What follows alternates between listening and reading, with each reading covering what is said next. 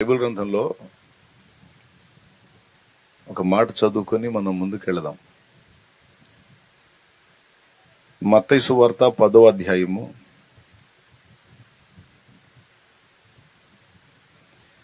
మత్తయి సువార్త 10వ అధ్యాయము 42వ వచనాన్ని చదువుకుందాం. మరియు శిష్యుడని ఎవడు ఈ చిన్నవారిలో ఒకనికి గిన్నెడు చన్నీళ్లు మాత్రము త్రాగనిచ్చునో వాడు తన ఫలము పోగొట్టుకొనుడని నిశ్చయముగా మీతో చెప్పుచున్నాను. దేవునికి స్తోత్రం కలుగును గాక. మరియు శిష్యుడని ఎవడు ఈ చిన్నవారిలో ఒకనికి గిన్నెడు చన్నీళ్లు మాత్రము త్రాగనిచ్చునో వాడు తన ఫలము పోగొట్టుకొనడని నిశ్చయముగా మీతో చెప్పుచున్నాను. దేవుని నామాన్ని ప్రకటించడానికి దేవుని చేత ఏర్పరచబడిన వారు ఆయా ప్రాంతాలు సంచరించటం అనేది కద్దు.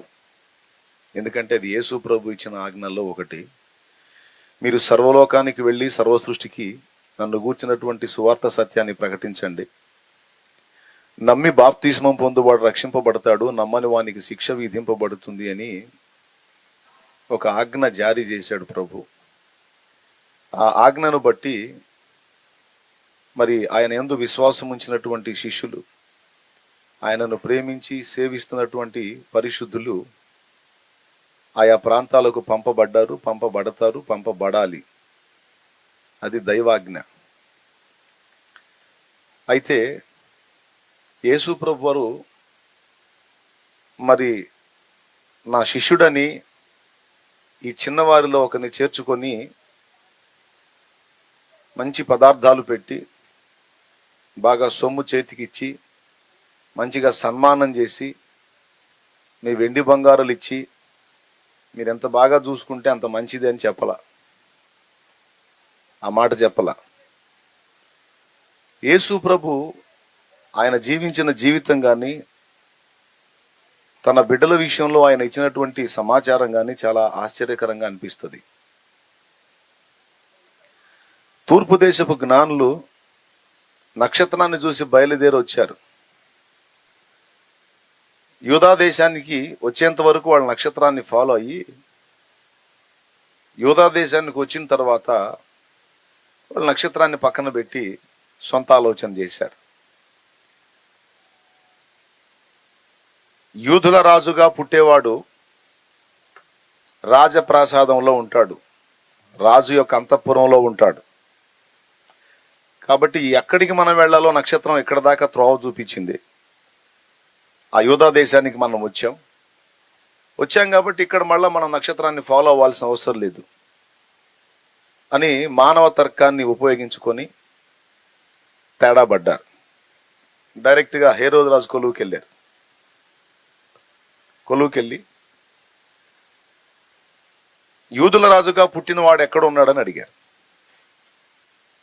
అంటే వాళ్ళ లాజిక్ ఏంటంటే రాజు పశువుల పాకలో పుడతాడని ఎవరైనా అనుకుంటారా? రాజు రాజాంతఃపురంలో పుడతాడు అనేది వాళ్ళ లాజిక్ సహజంగా. కానీ మనుషుల ఆలోచనలకు రివర్స్. ఆయన రాజు యొక్క అంతఃపురంలో పుట్టలేదు, అగ్రభవంతుల్లో పుట్టలేదు. కానీ సామాన్యుడు, దీనుడు, దరిద్రుడు, దరిద్రత బాగా భారంగా మోసేవాడు సైతం ఆయన అందుకోవటానికి వీలుగా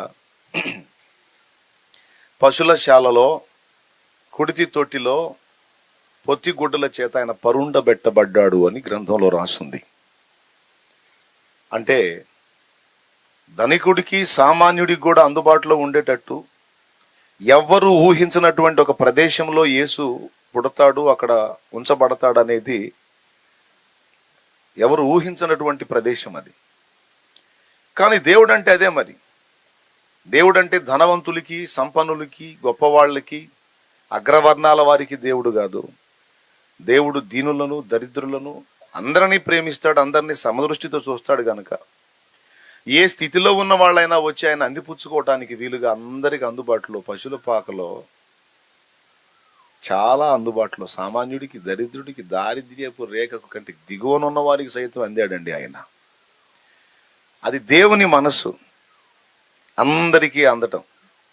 కానీ ఇలా ఉంటాడని తూర్పు దేశపు జ్ఞానులు అనుకోలా.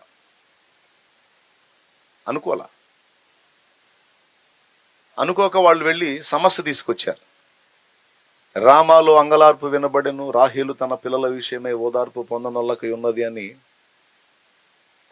ప్రవచనం నెరవేరున్నట్లుగా వాళ్ళు వెళ్ళి హేరోదుని కదిలిస్తే వాడేమో 2 సంవత్సరాల్లో పిల్లలందరినీ హతం చేయించాడు. ఎందుకు? మనుష్య తర్కాన్ని బట్టి ఆలోచించుకొని వాళ్ళు వెళ్ళినందుకు. రాజు అంటే రాజుగా అంతఃపురంలో పుడతాడు కానీ పశువుల పాకులో పుడతాడా అని. కానీ ఈయన డిఫరెంట్. యేసు ప్రభు స్పెషల్ అదే. మనం అనుకునే వాటిని తారుమారు చేస్తూ ఉంటాడు, మన ఆలోచనలను తలక్రిందులు చేస్తూ ఉంటాడు. అందుతాళ్లే అని చెప్పని ఏముందిలే ఆయన అనుకోవడానిక లేదు. ఆకాశ మహాకాశాలు పట్టజాలని దేవుడు. అందుతాడేమో జేబులో పెట్టుకుందాం అనడానికి మళ్ళీ అందేవాడుగా. ఆయన స్థితి ఏంటంటే ఆకాశ మహాకాశాలు పట్టజాలని దేవుడు. సొలొమోన్ అన్నాడు, ఆకాశ మహాకాశాలు నిన్ను పట్టజాలు, నీ కోసం నేను కట్టిన ఈ మందిరం ఏ పాటిది, ఒక ధూపవేదిక తండ్రి అంతవరకే అన్నాడు. ఇది ఒక ధూపవేదిక నాయన, నువ్వు కూర్చోడానికి ఈ భూమే పట్టదు, ఆకాశ మహాకాశాలే నిన్ను ఆపలేవు, నేను కట్టిన ఈ మందిరం ఏ పాటిది అన్నాడు. అంటే ఆయన ఎలా ఉన్నాడు, ఎంత ఉన్నాడు, ఆయన పర్సనాలిటీ ఏంటంటే అది వర్ణించలేనిది, ఊహించలేనిది. అంత గొప్పవాడు. మళ్ళీ అంత గొప్పవాడై ఉండి కూడా సామాన్యుడికి, దీనుడికి, దరిద్రుడు కూడా అందుబాటులో ఉండేటట్టు ఆయన ఉంటాడని చాలా మంది అనుకోలేదు. కానీ ఆయన అలానే ఉన్నాడు. దేవునికి స్తోత్రం. మనం అనుకునే ఆలోచనలను తారుమారు చేస్తాడు యేసయ్య టోటల్గా. రెండవది ఇక్కడ గమనించారు కదా, రెండవది తన శిష్యుల్ని ఇంట చేర్చుకొని మీరు విలువైనవి ఇవ్వండి, బరీగా పెట్టండి, అట్లా చేయండి ఇట్లా చేయండి అనలా. దీనుడు, దరిద్రుడు, ఇంకా కింది స్థాయిలో వాడు కూడా చేయగలిగే ఒకే ఒక ఆతిథ్యాన్ని ఆయన చెప్పాడు. ఏమిటి ఆతిథ్యం అంటే గిన్నెడు చన్నీళ్ళు.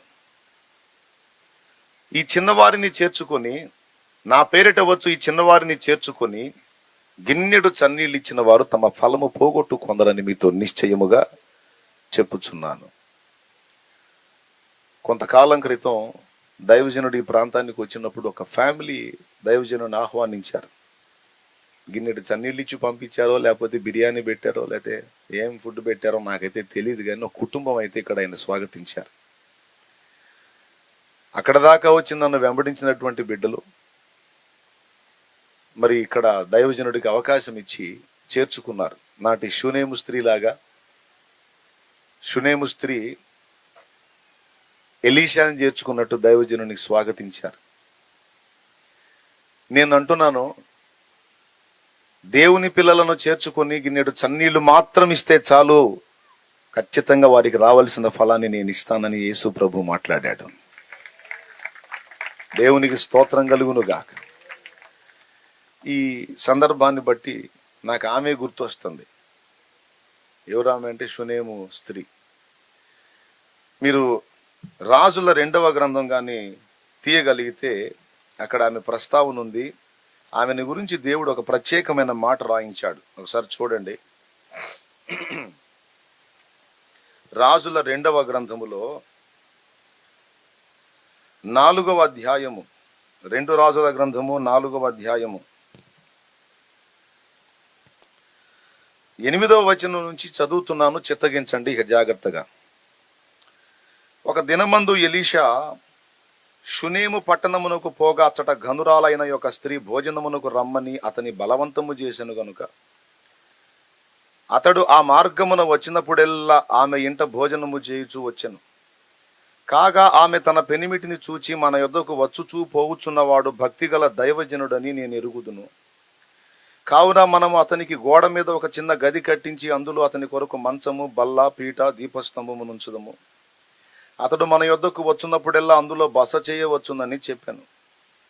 ఆ తరువాత అతడు అక్కడికి ఒకానొక దినమున వచ్చి ఆ గదిలో జొచ్చి అక్కడ పరుండెను. దేవునికి స్తోత్రం కలుగును గాక. ఇక్కడ మీరు గమనించినట్లయితే ఈమెను గురించి దేవుడు పలికించినటువంటి ఒక ప్రత్యేకమైన మాట ఏంటంటే ఘనురాలైన స్త్రీ అన్నాడు. బైబిలు ఒక వ్యక్తిని, స్త్రీని కానీ పురుషుని కానీ, ఒక సమూహాన్ని కానీ ఘనపరిచింది అంటే వాళ్ళ దగ్గర పాఠం ఉంటుంది మనం నేర్చుకోవటానికి. బైబిల్ గ్రంథంలో చాలా వరకు దైవ జనులను గూర్చిన పాఠాలు మనం నేర్చుకుంటాం. దేవుని భక్తులు పురుషులను గూర్చినటువంటి పాఠాలు కోకొల్లలుగా ఉన్నాయి, కానీ స్త్రీలను గూర్చిన పాఠాలు తక్కువగా ఉన్నాయి. ఎస్తేరు, రూతు, నయోమి, శారా, రాహేలు, లేయా, మొత్తం వీళ్ళందరినీ మనం వేళ్ల మీద లెక్క పెట్టవచ్చు. మరియా, అలాగే మగ్దలేన మరియా, అలా ఎంతమంది లేడీస్ ఉన్నారో వాళ్ళని మన వేళ్ల మీద లెక్క పెట్టవచ్చు. కానీ పురుషులు మాత్రం చాలా మంది ఉన్నారు పాఠాలు నేర్పడానికి, మనం నేర్చుకోవడానికి. కానీ పాత నిబంధనలో ఈమె గూర్చి స్పెషల్ వర్డ్ వాడాడు, ఘనురాలైన స్త్రీ అని. ఘనురాలు అంటే పరిశుద్ధాత్మ దేవుడు ఘనురాలు అని ప్రస్తావించడానికి, ఆ పదం అలానే రాయించడానికి, పరిశుద్ధాత్మ దేన్ని బట్టి ఒకరిని ఘనంగా ఎంచుతాడు? సౌండ్ను బట్టే. లోకం మెచ్చుకుంటుంది. బాగా డబ్బున్నోళ్ళని, ఆయనకేమండి ఘనుడండి, ఓ అబ్బా ఆయనకి బోల్డన్ ఆస్తులు అంతస్తులని బాగా సౌండ్ ఉంటే లోకంలో మనుషులు ఘనులు అని ఎంచుతారు. మంచి పదవులు ఉంటే ఘనులు అని ఎంచుతారు. అలాగే ఇంకా రకరకాల కారణాలను బట్టి లోకం ఘనులుగా ఎంచుతారు. కానీ పరిశుద్ధాత్ముడు ఆమెని గురించి ఘనురాలైన స్త్రీ అని రాయించాడు. ఒక ఆమె ఉందంటే సరిపోయిద్ది, లేకపోతే ధనవంతురాలు ఒక ఆమె ఉందంటే సరిపోయిద్ది. కానీ అలా ఘనురాలైన స్త్రీ అని రాయించాడు. అంటే దేవుడు ఆమెను ఘనపరిచాడంటే మొత్తానికి ఏదో స్పెషల్ ఉంది ఆమె దగ్గర. ఏమిటి ఆ స్పెషల్ అంటే, నేను చాలా మంది స్త్రీలను గురించి గ్రంథంలో ధ్యానించాను, కానీ ఒక ప్రత్యేకమైన విధంగా కనపడింది నాకు. ఎంత వివేచన అంటే, ఎంత చురుకుదనం అంటే, మంపుది కాదు ఈమె, ఆసోద్ది కాదు, భక్తిహీనరాలు కాదు, సగం సగం సగం సగం చేసేది కాదు. డెప్త్గా దేవుణ్ణి హత్తుకొని మంచి వివేచన శక్తి కలిగినటువంటి స్త్రీ ఈమె. దేవుని కొరకు నేను ఏ విధంగా వాడబడగలను, దేవుని కొరకు నేను ఏం చేయగలను అనే ఆతృత కలిగినటువంటి వ్యక్తి. దేవుడు ఆమెకి ఏం తక్కువ చేయలేదు, ఉన్నంతలో ఆమెకు సమృద్ధిని ఇచ్చాడు. ఆ సమృద్ధిని బట్టి ఆమె వర్ధిల్లుతా ఉంది. కానీ ఆమె హృదయంలో ఉన్న ఆరాటం ఏంటంటే, అందరూ ఒకసారి స్తోత్రం చెప్పండి. నేను దేవునికి ఏదన్నా చేయాలి, దేవుని కొరకు ఏదన్నా చేయాలి, దేవుని కొరకు ఏదన్నా చేయాలి అని ఒక ఆరాటం కలిగినటువంటి వ్యక్తి. పాత నిబంధనలు ఇలాంటి వాళ్ళు మనకి అరుదుగా కనపడతారు. క్రొత్త నిబంధనలు అంటే ఇప్పుడు మనకు ఆజ్ఞ ఉంది, మరి దైవ సేవకుల్ని చేర్చుకోవాలి, మనం కూడా వాళ్ళకి ఆతిథ్యం ఇవ్వాలి, అండ్ సువార్త మనం కూడా ప్రకటించాలి, యేసుక్రీస్తుని గురించి మన సమాజానికి తెలియజేయాలి, ప్రభువుని ఎరగని అన్యజనులకు తెలియజేయాలి, అలాగే దైవ సేవలో మనం పరిచర్య చేయాలి, అలాగే మన వంతు పాత్ర మనం పోషించాలి, ప్రభు బలం అందించే దగ్గర నుంచి అన్ని పనుల్లో మనం పాలుభాగస్తులం కావాలని కొత్త నిబంధనలో దేవుని కొరకు పని చేయడానికి మనకు పిలుపు ఉంది. కానీ పాత నిబంధనలో ఉండి కూడా నేను దేవుని కొరకు ఫలించాలి, దేవుని కొరకు పని చేయాలనేటువంటి ఒక తహతహ కలిగినటువంటి స్త్రీగా ఈమె కనపడుతుంది. ఈరోజు కొంతమంది విశ్వాసులు దేవుని సహవాసానికి సన్నిధికి వెళతారు, జస్ట్ దేవుణ్ణి వాడుకోవడానికి ఎక్కువ మంది ఆలోచన చేస్తారు, కానీ నేను దేవుని కొరకు ఎలా వాడబడగలను అనే ఆరాటం కొంతమందిలో ఉంటుంది, కొంతమందిలో ఉండదు. మళ్ళీ చెప్తున్నా, దేవుని సన్నిధికి వచ్చే పురుషులైనా స్త్రీలైనా కొంతమందిలో నేను దేవుని కొరకు వాడబడాలి, ఏదో ఒక విధంగా నేను దేవుని పరిచర్య చేయాలి, దేవునికి నేను ఎలా ఉపయోగపడగలను, ఏ విధంగా నేను దేవుని పనికి కోఆపరేట్ చేయగలను అనేది కొంతమందికి ఉంటుంది, కొంతమందికి ఉండదు. Just use and throw. వాళ్ళు దేవుని దగ్గరికి సమస్యలను బట్టి వస్తారు, వాళ్ళ సమస్యలు వాళ్ళ ఇబ్బందులకు పరిష్కారాలు మాత్రం వెతుక్కొని అంతవరకే తప్పించి అంతకు మించి దేవునికి ఇంకెక్కువ స్థానాన్ని ఇవ్వరు. కానీ క్రొత్త నిబంధనలో మనం ఆజ్ఞాపించబడ్డాం, యేసుక్రీస్తు రక్తములో కడగబడిన మనం అందరము కూడా రాజులైన యాజక సమూహంగా గుర్తించబడ్డాం, దేవుని పనిలో మనమందరం పాలువారమగునట్లు పిలవబడ్డాం. తెలియకపోతే అది వేరే సంగతి, కానీ తెలిసిన తరువాత మనం నిర్లక్ష్యంగా ఉండకూడదు. దేవునికి స్తోత్రం కలుగును గాక. నాకు తెలిసిన ఒక తల్లి ఉంది, ఆమెకి ఇంచుమించు 60 సంవత్సరాల ప్రాయం ఉంటుంది, 60 ఏళ్ళు. 60 సంవత్సరాల ప్రాయంలో ప్రభువుని తెలుసుకుని ఆమె భర్త కలిసి దేవుని గురించి ఇతరులకు ప్రకటించడం మొదలుపెట్టి 51 ఆత్మల్ని రక్షణలోకి నడిపించారు వాళ్ళు. నాకు తెలిసిన ఇంకొక ఆమె ఉంది, ఇంకొక తల్లి, ఆమె ఇంకా పెద్ద వయసు, దాదాపు 70 ఏళ్ళ వయసు. కానీ ఆమె గుండెల్లో దేవుని కొరకు నేను ఏదన్నా పని చేయాలి, దేవుని కొరకు పరిచర్య చేయాలి, దేవుని కోసం ఏదన్నా ఫలించాలని ఆరాటం కలిగిందాం. కానీ ఆమె తిరిగి ప్రకటించే పరిస్థితి లేదు. కానీ దేవుడు ఆమెకు అవకాశం ఇచ్చాడు. ఆమెకు ఒక ఇల్లు ఉంది, 4 గదులు ఇల్లు, వరుసగా ఉంటాయి గదులు. ఒక గదిలో ఆమె ఉంటుంది, 3 గదులు కిరాయికి ఇచ్చింది హైదరాబాద్లో. ఒక గదిలో ఆమె ఉంటుంది, 3 గదులు కిరాయికి ఇచ్చింది. కిరాయికి ఎవరికి ఇచ్చిద్దో తెలుసా? అన్యులకి ఇచ్చింది. 3 గదుల్ని దేవుడిని ఎరగని అన్యులకి ఇచ్చింది. దాదాపు వాళ్ళు ఒక సంవత్సరంన్నర ఆ ఇంట ఉన్నారు అంటే ఆ సంవత్సరంన్నర లోపు ఆ 3 కుటుంబాలు బాప్తీసం పొందుతారు. ఎందుకంటే ఆమె పని అదే. ఆమె పని ఏంటంటే ఆ ఇంట్లోకి అన్యుల్ని చేర్చుకొని వాళ్ళకి దేవుని ప్రేమ చూపించుద్ది. పెద్ద తల్లి దేవుని ప్రేమ చూపించుద్ది, క్రమంగా వారి ఎదుట నడుచుకుంటుంది. తర్వాత వాళ్ళకి సువార్త అందిస్తూ ఉంటుంది. ఫస్ట్ మాటలు చెప్పటం కాదు, ఫస్ట్ క్రియ చూపించిద్ది. ఆమె దేవుని ప్రేమ చూపించిద్ది, సత్ప్రవర్తన కనపరిచిద్ది. ఈ రెండింటిని బట్టి వాళ్ళు, మా అమ్మగారు ఇంత మంచిగా ఉంటారు, మీరు మా అమ్మలాగా మమ్మల్ని ప్రేమిస్తారు, మా బాగోగులు పట్టించుకుంటారు, మా గురించి ఇంత శ్రద్ధ వహిస్తారు, మా సొంత వాళ్ళకే మా మీద చింత లేదు, పట్టింపు లేదు, మీకెందుకు మా అమ్మగారు ఇంత భారం మా విషయంలో అని వాళ్ళ నోటితో వాళ్ళే అడుగుతారు. అప్పుడు మొదలుపెట్టుద్దమ్మా, ఇది నాకు దేవుడి ప్రేమమ్మా, దేవుడు నేర్పిన అనుభవం, ఇది నాకు దేవుడు ఇచ్చినటువంటి ఆ మమత తల్లి, మరి నా యేసయ్య అట్లా చెప్పాడమ్మా అని అప్పుడు యేసయ్య గురించి సువార్త చెప్పుద్ది. ముందు క్రియ చేసిద్ది, సత్ప్రవర్తన చూపించుద్ది, ప్రేమను పంచుద్ది. వాళ్ళు కనెక్ట్ అయిన తర్వాత వాళ్ళు అడుగుతారు ఇది ఎలా సాధ్యం అని అడిగినప్పుడు అప్పుడు యేసయ్య గురించి చెప్పుద్ది ఆ తల్లి. చెప్పి కొద్ది కాలం తర్వాత ఇక మొత్తానికి సువార్త చెప్పి ఆత్మ రక్షణ విలువ, ఆత్మ నిత్య జీవానికి వెళ్ళటం, ఆత్మ నిత్య నరకానికి వెళ్ళటం అనే విషయాలు కూడా గ్రహింపు కలిగించి వాళ్ళు రక్షణ పొందేటట్టు వాళ్ళని పురికొల్పి వాళ్ళ కుటుంబాలన్నీ రక్షణలోనికి వచ్చిన దాకా కష్టపడిద్ది. మొత్తం రక్షణలోనికి వచ్చిన తర్వాత అప్పుడు ఇల్లు ఖాళీ చేయమంటది. దేవునికి స్తోత్రం కలుగును గాక. ఇదేంటి మామగారు ఇప్పుడు ఖాళీ చేయమంటున్నారు అంటే అప్పుడు ఆమె అసలు సంగతి చెప్పుద్దమ్మా, మీ ఆత్మలను రక్షించటమే నా గురి, రక్షించాను, నా బాధ్యత నెరవేరింది, మీకు ప్రభువును అప్పగించాను, ప్రభు మిమ్మల్ని హత్తుకున్నాడు, ఆయన ఏందో మీకు అర్థమయ్యాడు, రుచి తెలిసింది మీకు, ఇక మీరు అడవిలో ఉన్నా హాయిగా బతికేస్తారు. ఇక మీ బాధ్యత ఏంటంటే మీరు వెళ్ళి ఎక్కడ నివాసం ఉంటారు అక్కడ ఉన్న ప్రజలను రక్షణలోకి నడిపించండి.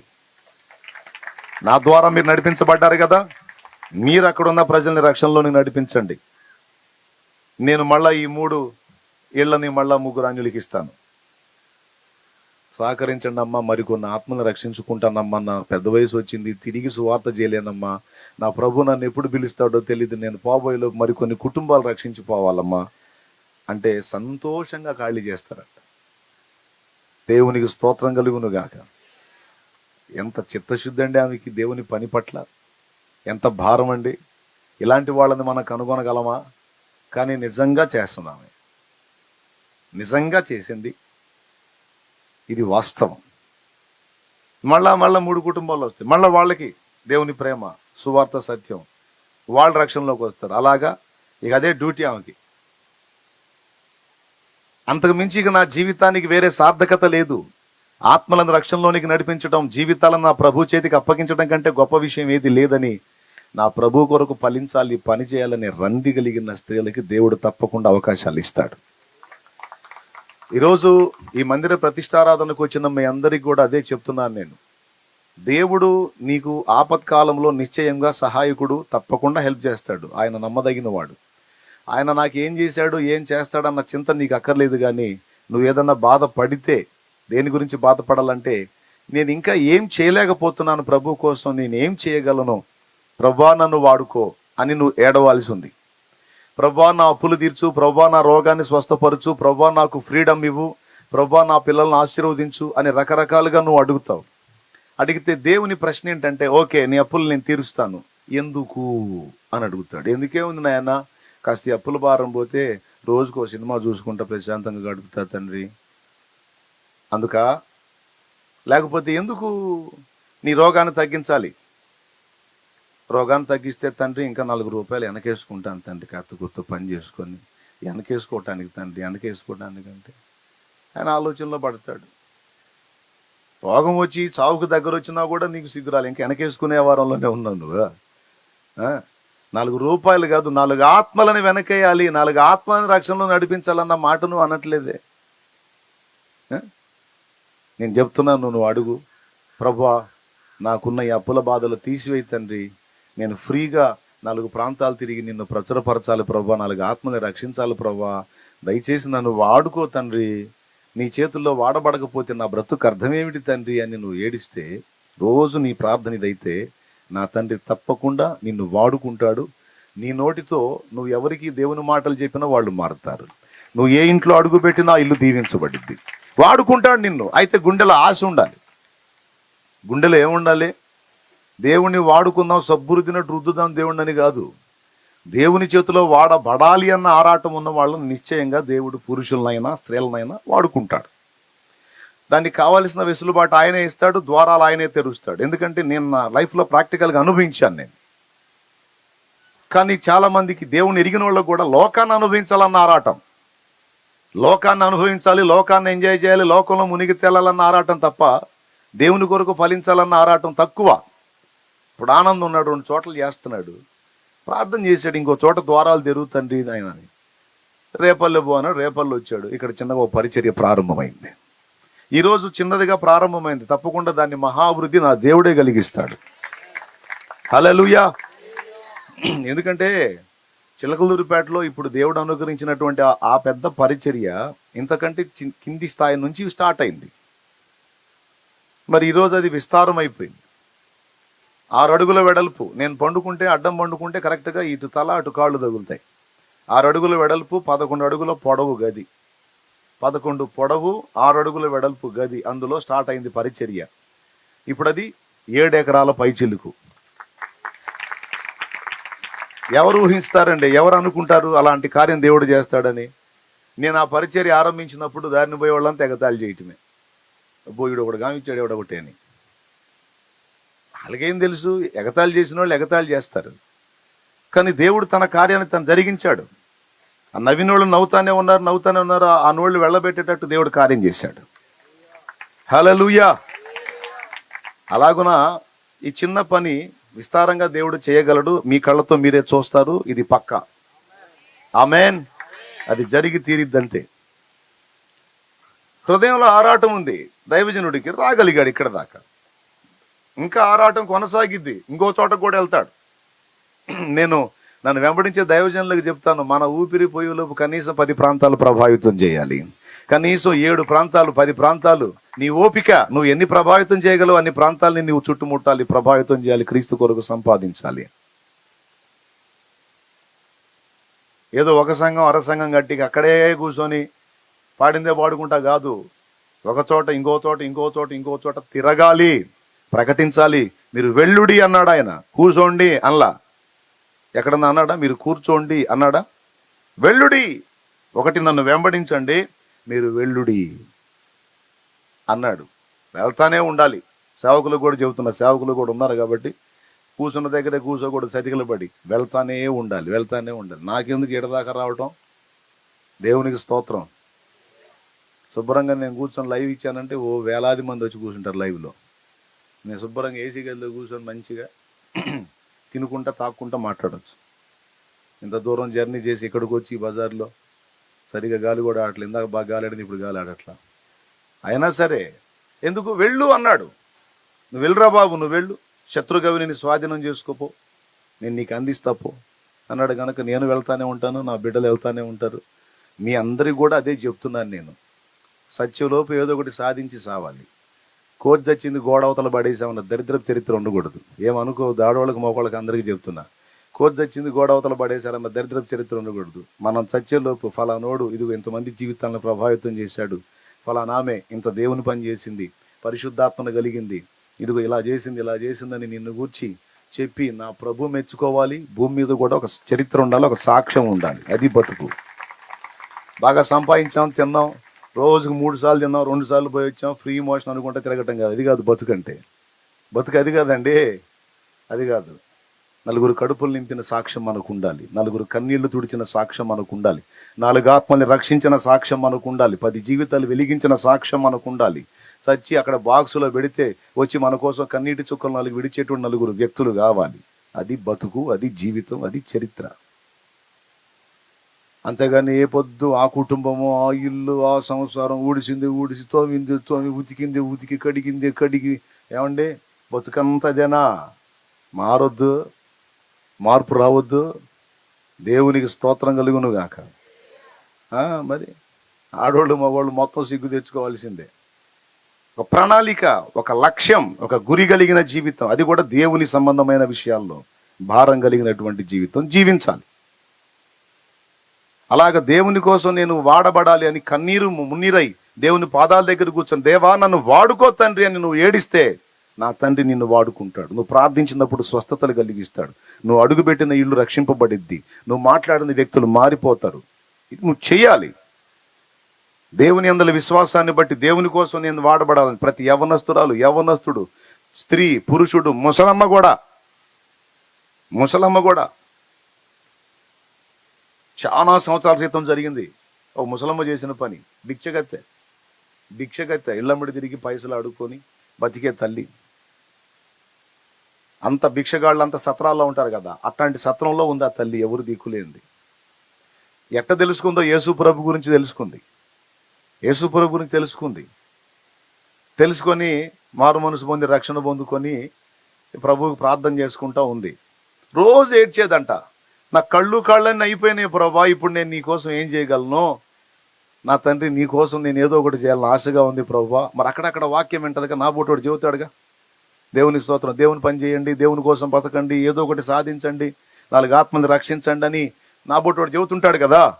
ఏమో స్తోత్రం చెప్పండి గట్టిగా చెప్పండి. పక్కన వాళ్ళు బలకరించండి కొద్దిగా, పక్కన వాళ్ళు చేతులు కలపండి. బాగున్నారా? బతికే ఉన్నారా? పలకరించండి కొద్దిగా. వినండి, మీకు గాలి అట్లా నాకు ఆడట్లేదు కాబట్టి నేను త్యాగం చేశాను. నాకు ఫ్యాన్ పెట్టినా త్యాగం చేశాను. మీకు ఆడని గాలి నాకు కూడా వద్దని. కాబట్టి మర్యాద వినండి. 2 మొక్కలు చెప్పేసి నేను ముగించి మందిరం ఓపెన్ చేసి జంప్. మళ్ళీ రేపు ఇంకొక ఊరు ఉంది, కనిగిరి అవతల పామూరు దగ్గర ఉంది మళ్ళీ మందిర ప్రతిష్ట. రోజు ఒక మందిరం తిరుగుతూనే ఉండాలి. ఇక నేను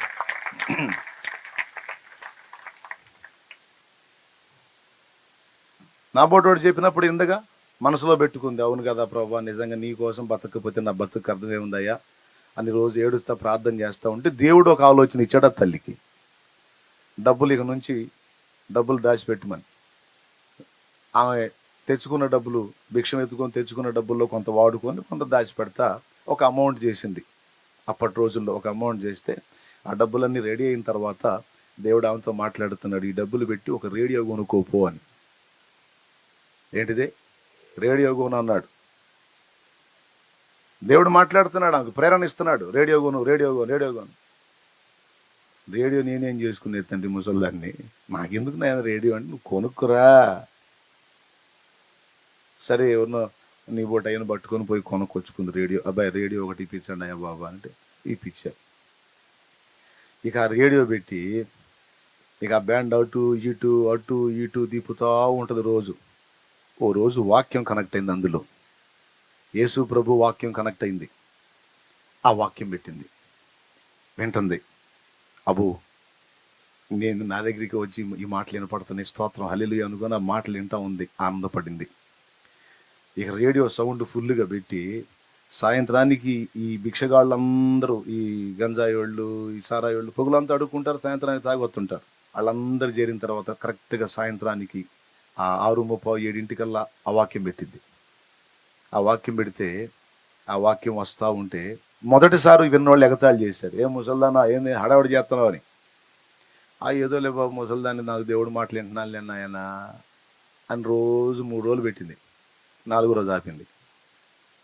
మొదటి రోజు ఎగతాళి చేశారు, 2వ రోజు చిన్నగా ఇంట మొదలు పెట్టారు, 3వ రోజు ఇంకొంచెం కనెక్ట్ అయ్యారు, 4వ రోజు ఆపింది. ఆ పెట్టుబడికి వాళ్ళే వచ్చి అడుగుతున్నారు, ఏ ముసల్దానా ఏదో రోజు ఏదో పెడతావుగా, ఏంది ఇవాళ ఏం పెట్టలేదా అన్నారు. ఎందుకులే మీకు ఇబ్బందిగా ఉంది, ఏమన్నా ఇబ్బందా పాడబ్బా, బెమానకుండా దేవుడు మాటలు పెట్టి ఉంది, అవేమైంది వాళ్ళు అడిగారు. పెట్టింది. నీకు తెలుసా, దాదాపు 40 మంది కనెక్ట్ అయ్యారు. ఆ భిక్షగాళ్ల గుంపులోంచి 40 మంది కనెక్ట్ అయ్యారు బ్రదర్. గంజాయి వదిలిపెట్టారు, తాగుడు వదిలిపెట్టారు. అంతకుముందు ఏవేవే పాటలు పాడుకుంటూ అడుక్కునేవాళ్ళు ఇప్పుడు ఆ పాటలన్నీ వదిలిపెట్టేసి ఎన్ని తలచినా ఏది అడిగినా జరిగేది నీ చిత్తమే ప్రభువా, జరిగేది నీ చిత్తమే.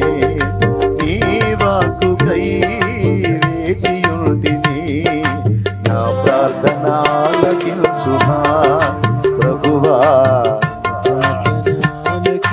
దేవునికి మహిమ కలుగును గాక. చూడండి ఆ జీవితాలు ఎలా మార్చబడ్డాయో. ఆమె కాళ్ళు పనిచేయని ముసలమ్మ రేడియోను ఉపయోగించి అది వాడబడాలయ్యా, నీకోసం నన్ను వాడుకోయ్యా, నీ పని చేయాలని ఆశ ఉంది ప్రవ్వా అని నువ్వు ఏడిస్తే ఐడియా నీకు ఇస్తాడు, అవకాశం నీకు ఇస్తాడు, కావాలంటే ఆర్థిక సమృద్ధి కూడా నీకు ఇస్తాడు, అనుకూల పరిస్థితులు నీకు రప్పిస్తాడు. నువ్వు వెళ్ళలేకపోతే వాళ్ళని నీ ముందుకే తెప్పిస్తాడు. జస్ట్ ఇక నువ్వు మాట్లాడాలని తీసుకొచ్చాను అంటాడు. ఇలాంటి బోల్డ్ అన్ని స్టోరీలు. నాకు తెలిసిన ఒక ఉంది మరియమ్మ తల్లి అని, కళ్ళు కనపడవు, ఒక్క బైబిల్ చదవటానికి మాత్రమే కళ్ళు కనపడతాయి. ఇంతంతలా అద్దాలు ఆమె, ఇంతంతలా అద్దాలు పెట్టినా సరే మనిషిని పోల్చుకోలేదు. ఆమె మోకాళ్ళు ఏడిసింది, ఒక్క ఆత్మనన్నా రక్షించడానికి నా దగ్గర నేను వెళ్ళలేను ప్రభా, నేను తిరగలేనయ్యా, కళ్ళు పోయినాయి కాళ్ళు పోయినాయి, నా దగ్గరకు పంపించు ప్రభా అని ప్రార్థన చేసింది. ఇట్లాంటి చిన్నవాడిని ఒకరిని పంపించాడు ఆమె దగ్గరికి. పెద్ద ఆవిడ కదా పోయి కూర్చొని ఆ మాటలు ఇంటా చివరికి ప్రభు కనెక్ట్ అయ్యాడు. ముస్లిం సోదరుడు ఆ తమ్ముడు చివరికి దేవుణ్ణి కనెక్ట్ అయ్యాడు. మీకు తెలుసా, ఆ ఒకటికి సువార్త చెప్పి ఆ ఒకటిని రక్షణలోకి నడిపించింది. ఇప్పుడు ఆ ఒకటి సేవకుడే 2-3 సంఘాలు గట్టి నడిపిస్తూ ఉన్నాడు. రియల్, నిజంగా జరిగింది. ఇదంతా గుండెల్లో ఆశ ఉండి దేవుని కోసం ఫలించాలన్న ఆరాటం ఉండి ఆ విధమైన ప్రార్థన ఉంటే దేవుడు చేసే కార్యం. ఎంతమందికి అర్థమైంది? చూడు, ఆమె దగ్గరికే నడిపించాడు దేవుడు. హృదయంలో ఆశ ఉంది, దేవుడు నడిపించాడు. ఈరోజు మీరు రెగ్యులర్గా చేసుకునే ప్రార్థనలో ఒకటి మెన్షన్ చేయండి. అదేంటంటే, ప్రభువా నన్ను నీ కోసం వాడుకో, నన్ను నీ కొరకు వాడుకో ప్రభు. నువ్వు ఏ రీతిగా వాడతావో, ఏ విధంగా వాడతావో నాకు తెలియదు, దయచేసి నన్ను నీ కొరకు వాడుకో, నా బ్రతుకుని సార్థకం చేయి, లేకపోతే నా బ్రతుకు అర్థం లేదు ప్రభు అని నువ్వు కన్నీరు గార్చు. ఎంతమంది చేస్తారు ఈ ప్రార్థన? చేస్తామన్న వాళ్ళు చేతులు ఎత్తండి. నన్ను నీ కొరకు వాడుకో నా తండ్రి అని అడిగేవాళ్ళు ఎంతమందో చేతులు ఎత్తాలి. అడగనోళ్ళు చేయొత్తొద్దు. అడుగుతారా? ఓ తల్లి ఎత్తట్లా ఎందుకని అనుమానిస్తుంది. మరి అడగాలి. యేసు నామంలో అడగాలి. నన్ను వాడుకో ప్రభు, నీ కొరకు వాడుకో. నన్ను వెంబడించే బిడ్డలందరికీ చెప్తున్నా, వేస్ట్ ఫెలోస్గా ఉండొద్దు. స్త్రీలు పురుషులు ఎవ్వరు కూడా వేస్ట్ ఫెలోస్గా ఉండొద్దు. వాడబడాలి దేవుని కోసం. ఆమేన్. షునేమి స్త్రీ అలాంటిది, షునేమీరాలు. దేవుని కోసం నేను ఏదో ఒకటి చేయాలి, ఏం చేయాలని వెతుకుతా ఉంది. చాలామంది దేవుని భక్తులు కనపడుతున్నారు. వాళ్ళు దేవుని భక్తులో దొంగ భక్తులో నాకు తెలుసు. ఎందుకంటే ముందే చెప్పా, మంచి వివేచన కలిగింది. ఎవరెవరు ఎలాంటి భక్తులో, ఎవరెవరి ఆత్మీయత ఎంతో కూడా గుర్తుపట్టగలిగేంత చురుకైన మనిషి ఆమె.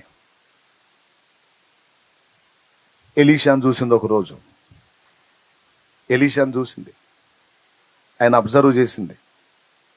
ఎస్, దేవుని ప్రవక్త ఇతను, దేవుని ఆత్మ సంబంధితను, సత్ప్రవర్తన కలిగిన వాడితను అని ఆయన క్వాలిటీ అబ్జర్వ్ చేసి ఓ రోజు ఆయన్ని అడిగింది, దైవజనుడా, నువ్వు ఈ ప్రాంతానికి వస్తున్నావు, వచ్చినప్పుడు నువ్వు ఎక్కడెక్కడో తిరగటం, ఎక్కడెక్కడో ఉంటావు, నాకు ఇష్టంగా అనిపించట్లేదు. దయచేసి మా ఇంటికి రండి, మా ఇంట్లో ఆతిథ్యం పొందండి, మీకు చేయదగ్గ ఏర్పాటు మేము చేస్తాం, దయచేసి మా ఇంటిని దర్శించండి అని ఆయన్ని ఆహ్వానించింది. అప్పటి నుంచి ఆ దైవజనుడు ఆమె ఇంటిని దర్శిస్తున్నాడు. భక్తి గల దైవజనుడిని గుర్తుపట్టింది ఆమె. వివేచన కలిగినటువంటి స్త్రీ. నంబర్ 1, దేవుని కొరకు నేను ఏదో ఒకటి చేయాలన్న ఆరాటము కలిగిన స్త్రీ. నెంబర్ 2, వివేచన కలిగి భక్తులను గుర్తుపట్టగలిగినటువంటి స్త్రీ. నిజమైన ఆత్మీయత, నిజమైన భక్తి, నిజంగా ఆత్మల భారం, నిజంగా సేవా దృక్పథం, నిజంగా దేవునినే మహిమపరిచేటువంటి నైజం ఉన్న వ్యక్తులు అరుదుగా ఉంటారు. అలాంటి వాళ్ళని గుర్తుపట్టి మనం వెంబడించాలి. అలాగ వెంబడించింది, అలాగ గమనించింది. మొత్తం మీద ఆయన్ని కలుసుకొని ఆయనతో మాట్లాడి ఆయన ఆహ్వానించింది. అప్పుడు ఏం జరుగుతుందండి?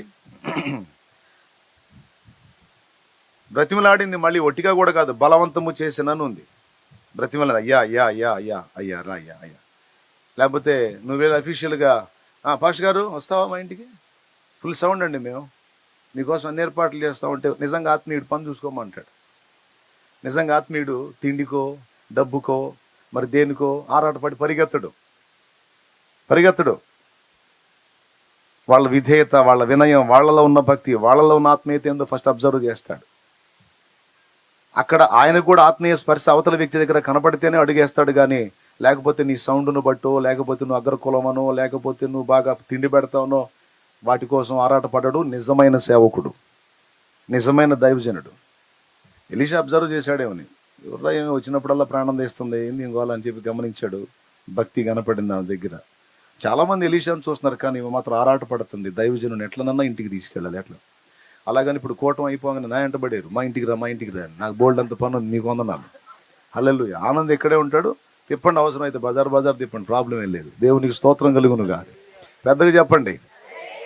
ఎందుకంటే ఈ ప్రసంగం అయిపోయినాక మళ్ళీ ఈ డేంజర్ నాకు స్టార్ట్ అయింది. అందుకని నేను చెప్తున్నాను, నువ్వే చెప్పావుగా కాబట్టి నేను బతిలాడుతున్నా, రా అన్నారు అనుకో, ఇక ఇల్లు తిరగాల్సి వచ్చింది నేను. అందుకని అర్థం చేసుకోండి, అది నా మీద ప్రయోగం చేయవాకండి. దేవునికి స్తోత్రం. మీ కొరకు పంపబడింది ఎలీషా. ఇతడు ఎక్కడున్నాడు? ఏడా ఉన్నాడా? ఇతడు. దేవునికి మహిమ. పట్టుబట్టింది. భక్తులను గుర్తుపట్టడమే కాదు, భక్తులను ఇంటికి ఆహ్వానించుకునేటువంటి వ్యక్తి. యేసయ్య ఏమన్నాడు? గిన్నెడు చన్నీళ్ళు ఇచ్చిన వాడు తన ఫలము పోగొట్టుకున్నాడని మీతో నిశ్చయంగా చెప్తున్నాడు. గిన్నెడు చన్నీళ్ళు కాదు, ఆ ప్రాంతానికి వచ్చినప్పుడల్లా ఆమె ఇంట భోజనం చేసి వెళ్ళాడట ఆయన. ఎలీషా వెంట గేహజీ కూడా ఉండేవాడు, ఇద్దరు వచ్చేవాడు. అయితే ఆమె తన భర్తకు చెప్పింది, ఏమండే ఏమాయ్, మీరు గమనించారా మన ఇంటికి వస్తున్న దైవజనుడిని?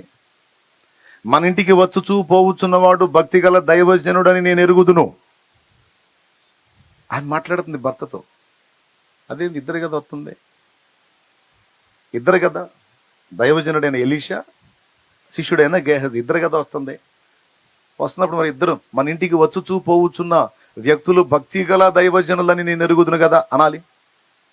కానీ మన ఇంటికి వచ్చుచూ పోవచ్చున్నవాడు భక్తి గల దైవజనుడు అంటే నిజంగా దైవత్వం, నిజంగా ఆత్మీయత, నిజంగా భక్తి, నిజంగా స్ట్రైట్ ఫార్వర్డ్లో ఉంది ఒకడే అని గుర్తుపట్టింది. గెహజీ వ్యవహారం గమనించేసింది. ఎందుకంటే గెహజీలో భక్తుల క్వాలిటీ కనపడలా ఆమెకి. అందుకని మన ఇంటికి వచ్చుచూ పోవచ్చున్నవారు అనలా, వచ్చుచూ పోవచ్చున్నవాడు అని ఒకడిని స్పష్టంగా మాట్లాడింది. అంటే ఒకడు సరిగ్గా భక్తిపరుడు, ఆత్మీయుడు, నిజంగా క్రమం కలిగిన వాడు. ఇంకొకడు ఉన్నాడు, అటు చూపులు కొంచెం తేడాగా ఉన్నాయి కాబట్టి ఆయన భక్తుల లిస్టులో నేను చేర్చలేను. దేవుని స్తోత్రం. ఒక్కొక్కడు చూపులు తేడాగా ఉంటాయి. ఏమండి, భార్య పక్కన ఉన్నా సరే ఎవరన్నా కొంచెం గ్లామర్గా కనపడదు చాలు, పెడ తిరిగినట్టు చూస్తూ ఉంటాడు, అట్లా తిరిగిపోతున్నట్టు ఆ మనిషి పోయిన లెక్క చూస్తూ ఉంటాడు. పక్కన భార్య ఏంది అనుకుంటా చూస్తూ ఉంటాడు. పిచ్చి చూపులు చూస్తూ ఉంటాడు ఒక్కొక్కడు. ఈ ఆడవాళ్ళకి అర్థమైపోతుంటే ఈడేదో దేబ్రహ్మోహుడు ఎటు చూస్తున్నాడు ఏందని ఆడవాళ్ళు అనుకుంటారు కూడా. ఒక్కొక్కడికి అర్థం కాదు, చూస్తూ ఉంటాడు, అలాగే మింగేసిరేడు చూస్తూ ఉంటాడు. పక్కన ఎవరున్నారు ఏంది, వాళ్ళు నన్ను ఏమనుకుంటారు ఏంది, సిగ్గే ఉండదు, తగులుతారు ఇట్టంటి వాళ్ళు. మరి వీడి దగ్గర అట్లాంటి చూపు కనపడిందో ఏం పోవడం మొత్తానికి. ఎందుకంటే ఇద్దరు వస్తే ఒకడిని పసిగట్టింది, ఒకడిని తేడాన్ని గుర్తుపట్టి ఆ ఒకడి గురించి మాట్లాడుతుంది. మన ఇంటికి వచ్చి చూపోవచ్చున్నవాడు భక్తి గల దైవజనుడు.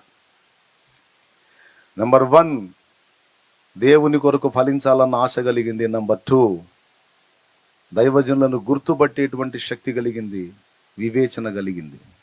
నెంబర్ 3, భర్తతో మాట్లాడి ఏదో ఒక పూట అట్లా వచ్చి పోవటం కాదు, పర్మనెంట్గా మన మీద చేయగలమా అని భర్తను రిక్వెస్ట్ చేసి, ఇక ఎప్పుడొచ్చినా దైవజనుడు ఏ ఇల్లు వెతుక్కోకూడదు, నా ఇంటికే రావాలి,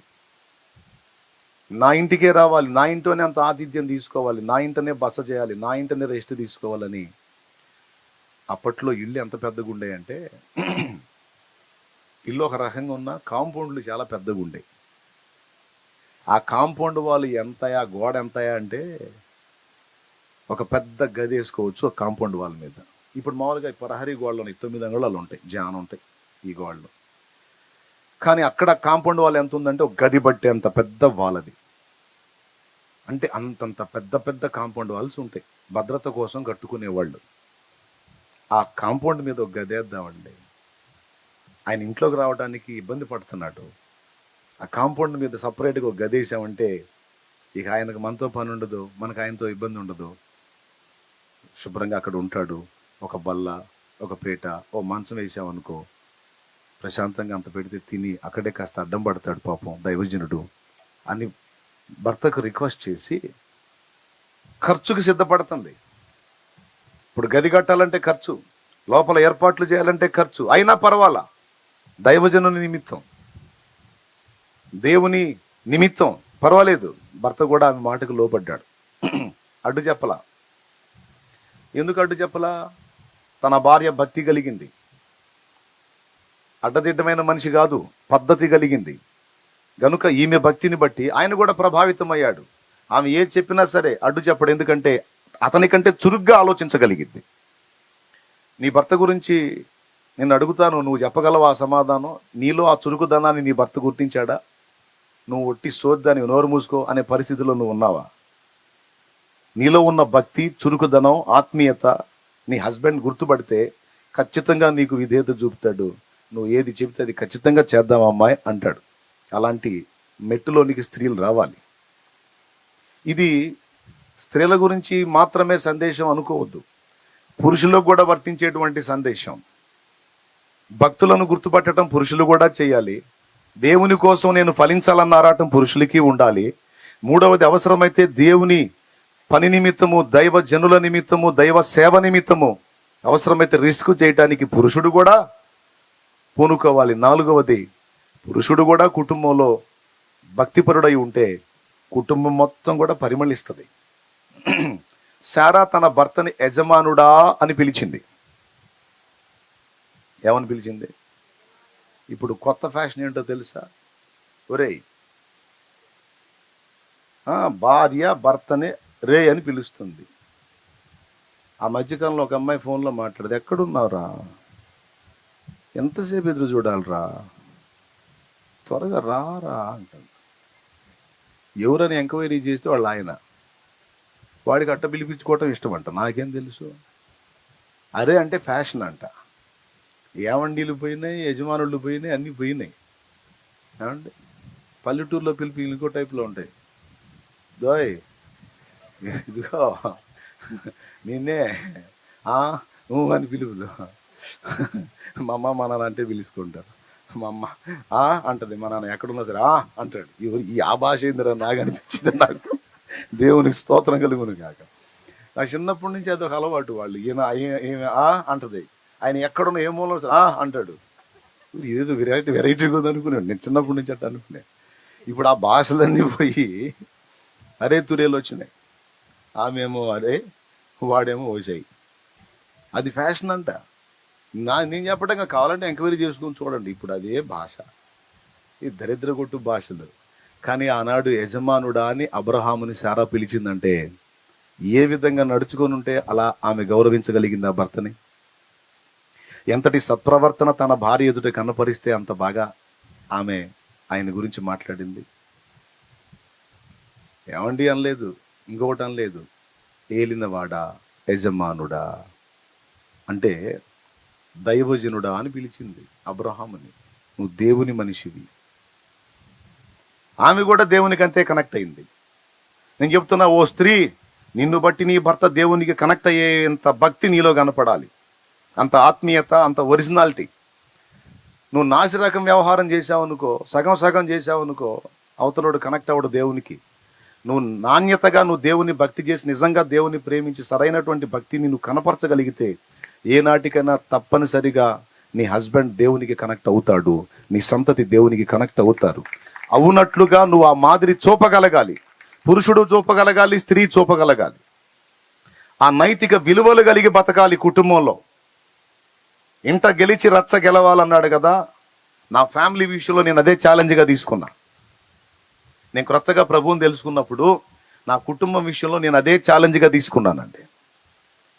నేను నా ఫ్యామిలీని ప్రభావితం చేయలేకపోతే సమాజాన్ని ప్రభావితం చేయలేను, ముందు నా ఫ్యామిలీని గెలవాలి నేనని నోటిని కంట్రోల్ చేసుకున్నా, చేతుల్ని కంట్రోల్ చేసుకున్నా, నా ప్రవర్తనని కంట్రోల్ చేసుకున్నా. నా వాళ్ళు నన్ను పరీక్ష చేయటం మొదలుపెట్టారు. వీడు నిజంగా మారాడా, అసలు వీడి క్యారెక్టర్ ఏంటని నన్ను అబ్జర్వ్ చేయటం మొదలుపెట్టారు. దేవుని కృపను బట్టి టపా టపా టపా టపా నాలో కలిగిన మార్పును చూసి మొత్తం బాప్తిస్మాలు పొందారు. దేవుడి కృప, భక్తితోనే వాళ్ళని గెలిచా. బెదిరించి గెలవలేదు, లేకపోతే కొట్టి తిట్టి గెలవలేదు. మోకాళ్ళుని ప్రార్థన చేయటం, సత్ప్రవర్తన కనపరచడం, అందరి విషయంలో బాధ్యతగా వ్యవహరించడం, మొత్తం మీద టోటల్ ఫ్యామిలీ మొత్తం దేవునికి కనెక్ట్ అయ్యారు. సాయంత్రానికి కూర్చొని కంజర కొనడానికి డబ్బులు లేదని అప్పులు, స్టీల్ బేషన్ బోర్లేసి దాన్ని కొడతా నేను పాటలు పాడటం, మొత్తం కూర్చొని స్తోత్రాలు చెప్పటం. కుటుంబం అంతా డే అంతా వర్క్ చేయటం, సాయంత్రానికి స్టీల్ బేషన్ బోర్లు వేయటం, దరువు వేయటం, పాటలు పాడటం. ఇదే మా ఇంట్లో సందడి. పిల్లలతో సహా మొత్తం మోకాళ్ళుని ప్రార్థన. ఎట్లా ఉండేది అనుకున్నా? ఆ దెబ్బకి ఇక చుట్టుపక్కల వాళ్ళు వచ్చి మా ఇంట్లో కూర్చోవడం మొదలు పెట్టారు. వీళ్ళ పని బాగుందిరా, పొద్దంతా పని చేసుకుంటారు, సాయంత్రం కాగా నా స్టీల్ బేషన్ బోర్లు వేసుకుని దరువు వేసుకుంటే భలే పాటలు పాడుతున్నారు, యేసుప్రభు పాటలు పాడుతున్నారు, భలే ఆరాధిస్తున్నారని చిన్నగా ఒక్కొక్కళ్ళు వచ్చి కూర్చోవటం మొదలు పెట్టారు. తండ్రి సన్నిధి పరిచర్య అనేది అట్లా స్టార్ట్ అయింది. చివరికి మా ఇల్లు మేము ఖాళీ చేసి పక్కన ఒక పాక వేసుకోవాల్సి వచ్చింది, ఇంటిని చర్చి చేయాల్సి వచ్చింది. ఇల్లే చర్చి. మీరు కావాలంటే ఎంక్వైరీ చేయండి. శాంతినగర్లో ఇప్పుడున్న మందిరం ఒకప్పుడు మేము నివసించిన నివాసం. చివరికి అది వదిలిపెట్టి మేము పక్కకి వెళ్తే ఇప్పుడు ఆ ఇల్లు మందిరం అయిపోయి, ఆ మందిరం పట్టక రోడ్ల మీద ఇట్లానే టెంట్లేసి ఆరాధన చేసి అది బట్టక అక్కడంతా ఫుల్ అయిపోయి, చివరికి ఇప్పుడున్న మందిరం అక్కడ ఆ ల్యాండ్ కొని అక్కడ ఇప్పుడు క్రమక్రమంగా 7 ఎకరాలకు వెళ్ళింది అది. ఇదంతా ఫ్యామిలీలో దేవుణ్ణి నమ్ముకున్నటువంటి వాళ్ళు సరైన భక్తి కనపరచగలిగితే తప్పకుండా మిగిలిన వాళ్ళు కనెక్ట్ అవుతారు. ఫ్యామిలీని గెలవాలి నేననే టార్గెట్ పెట్టుకోవాలి. గెలవాలంటే ఒట్టి మాటలు చెప్తే కాదు, ప్రవర్తన కూడా కనపరచాలి, ప్రేమను కనపరచాలి, బాధ్యత నెరవేర్చాలి. ప్రవర్తన కనపరచగలిగితే తప్పకుండా ప్రజలు కనెక్ట్ అవుతుంది. ఫ్యామిలీ ముందు కనెక్ట్ అవుతుంది. మన ఇంటి గోడ మీద మనం గది కట్టించి ఇవన్నీ ఏర్పాటు చేద్దామంటే ఏం పిచ్చిగుందా? డబ్బులు ఎవడిస్తాడు? మీ తాతయ్య? గది కట్టమంటున్నావు ఏందో, అందులో మంచం బల్ల పీట ఏందది, వాళ్ళు రాలిపోతాయి అనలా తప్పకుండా కట్టిద్దామా, ఓకే అన్నాడు. ఎందుకు? నా భార్య జ్ఞానవంతురాలు, నా భార్య భక్తి కలిగింది, నా భార్య వివేచన కలిగింది. ఆమె ఏది చెప్పినా ఏది చేసినా లెక్క సరిగా ఉంటది, పద్ధతి గల మనిషి అని అతనికి తెలుసు.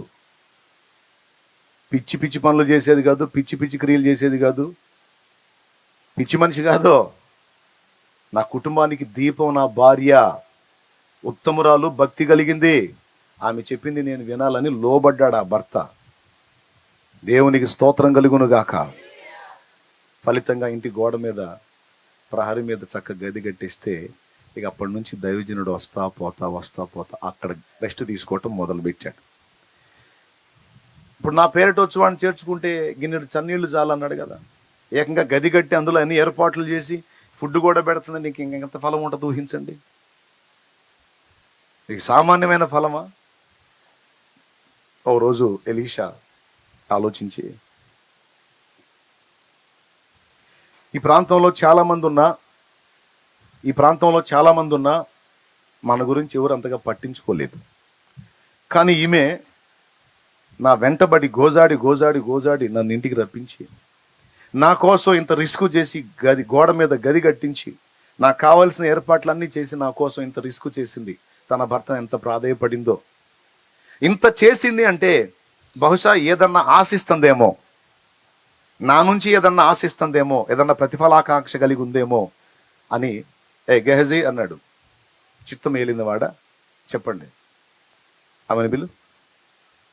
ఇన్ని ఏర్పాట్లు చేసి ఇంత ఖర్చు పెట్టి నా కోసం ఇంత రిస్క్ చేసింది, ఆమెను బిలు అంటే పోయి పిలిచాడు. పిలిస్తే వచ్చింది. అడిగాడు, ఏమ్మా నా కోసం ఇంత రిస్క్ చేశావు, ఈ సమాజంలో చాలా మంది నేను వస్తా పోతా ఉంటే చూస్తా ఉన్నారు, ఎవరు పట్టించుకోవాలా, నువ్వు చూసి నా కోసం ఇంత రిస్క్ చేసావు కనుక నువ్వు ఏదో ఒకటి ఆశిస్తున్నావని నేను అనుకుంటున్నా. నీ గురించి నేనేమన్నా రాజుతో మాట్లాడమంటావా అన్నాడు. అంటే నీకేమన్నా సమస్యలు ఉన్నాయా, నీకేమన్నా అక్కర్లు ఉన్నాయా, నీకేదన్నా జరగాల్సిన పనులు ఏమన్నా ఉన్నాయా, నీకేమన్నా ప్రాబ్లమ్స్ ఉన్నాయా? ఉంటే చెప్పు, నేను రాజుతో మాట్లాడతా, రాజుతో నాకు పరిచయం ఉంది. నేను చెప్పానంటే రాజు ఏదైనా చేస్తాడు.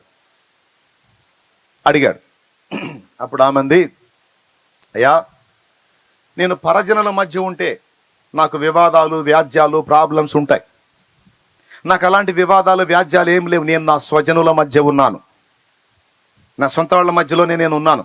నాకు అలాంటి ప్రాబ్లమ్స్ ఏం లేవు. మీకు ఇంకొకటి కూడా చెప్తున్నాను, మీకు ఇవన్నీ చేయటం ద్వారా ఏదో ప్రతిఫలం పొందుదామన్న ఆకాంక్షతో అయితే నేను మిమ్మల్ని చేర్చుకోలేదు అనేది చెప్పకనే చెప్పేసింది ఆమె. ఎంత క్లియర్గా ఉందో చూడండి. ఆమె ఎంత స్పష్టంగా ఉందంటే, దైవజనుడిని ఆహ్వానించి దైవజనుడిని చేర్చుకొని ఆయన కావలసినవన్నీ చూసి, అయ్యా నా కోసం ఇలా చేయండి అని చెప్పలా, నా కోసం ఇది చేయండి అని చెప్పలా. చెయ్యమంటావా అని ఆయన అడిగితే, నీ కోసం ఏదైనా హెల్ప్ చేయమంటావా అని అడిగితే, నాకు అక్కర్లేదని చెప్పింది. ఎందుకో తెలుసా? ఫలానా అది చెయ్యయ్యా అని నేను కానీ అనే పని అయితే ఈ ఉద్దేశం కడుపులో పెట్టుకొని నాకు ఇంత భజన చేసిందనమాట అనుకుంటాడు కదా దైవజనుడు. అందుకే నేను చెప్పా, చురుకు మంపు మాలోకం కాదు, చురుకు వివేచన కలిగింది. నాకు అక్కర్లేదయ్యా, ఏం అక్కర్లేదయ్యా నిలబడింది. అట్లా వెంటనే గెహజీ లైన్లోకి వచ్చాడు. వెళ్ళినవాడ, ఆమెకి పిల్లలు లేరు. ఎందుకు లేరు తెలుసా? వాళ్ళ భర్త ముసలివాడు. ఇట్లాంటి ఎంక్వైరీలు చేశాడు మనోడు. మరి ఎందుకు గుర్తుపట్టదు? గుర్తుపట్టింది. ఈ దొంగ చూపులు చూసే గుర్తుపట్టింది.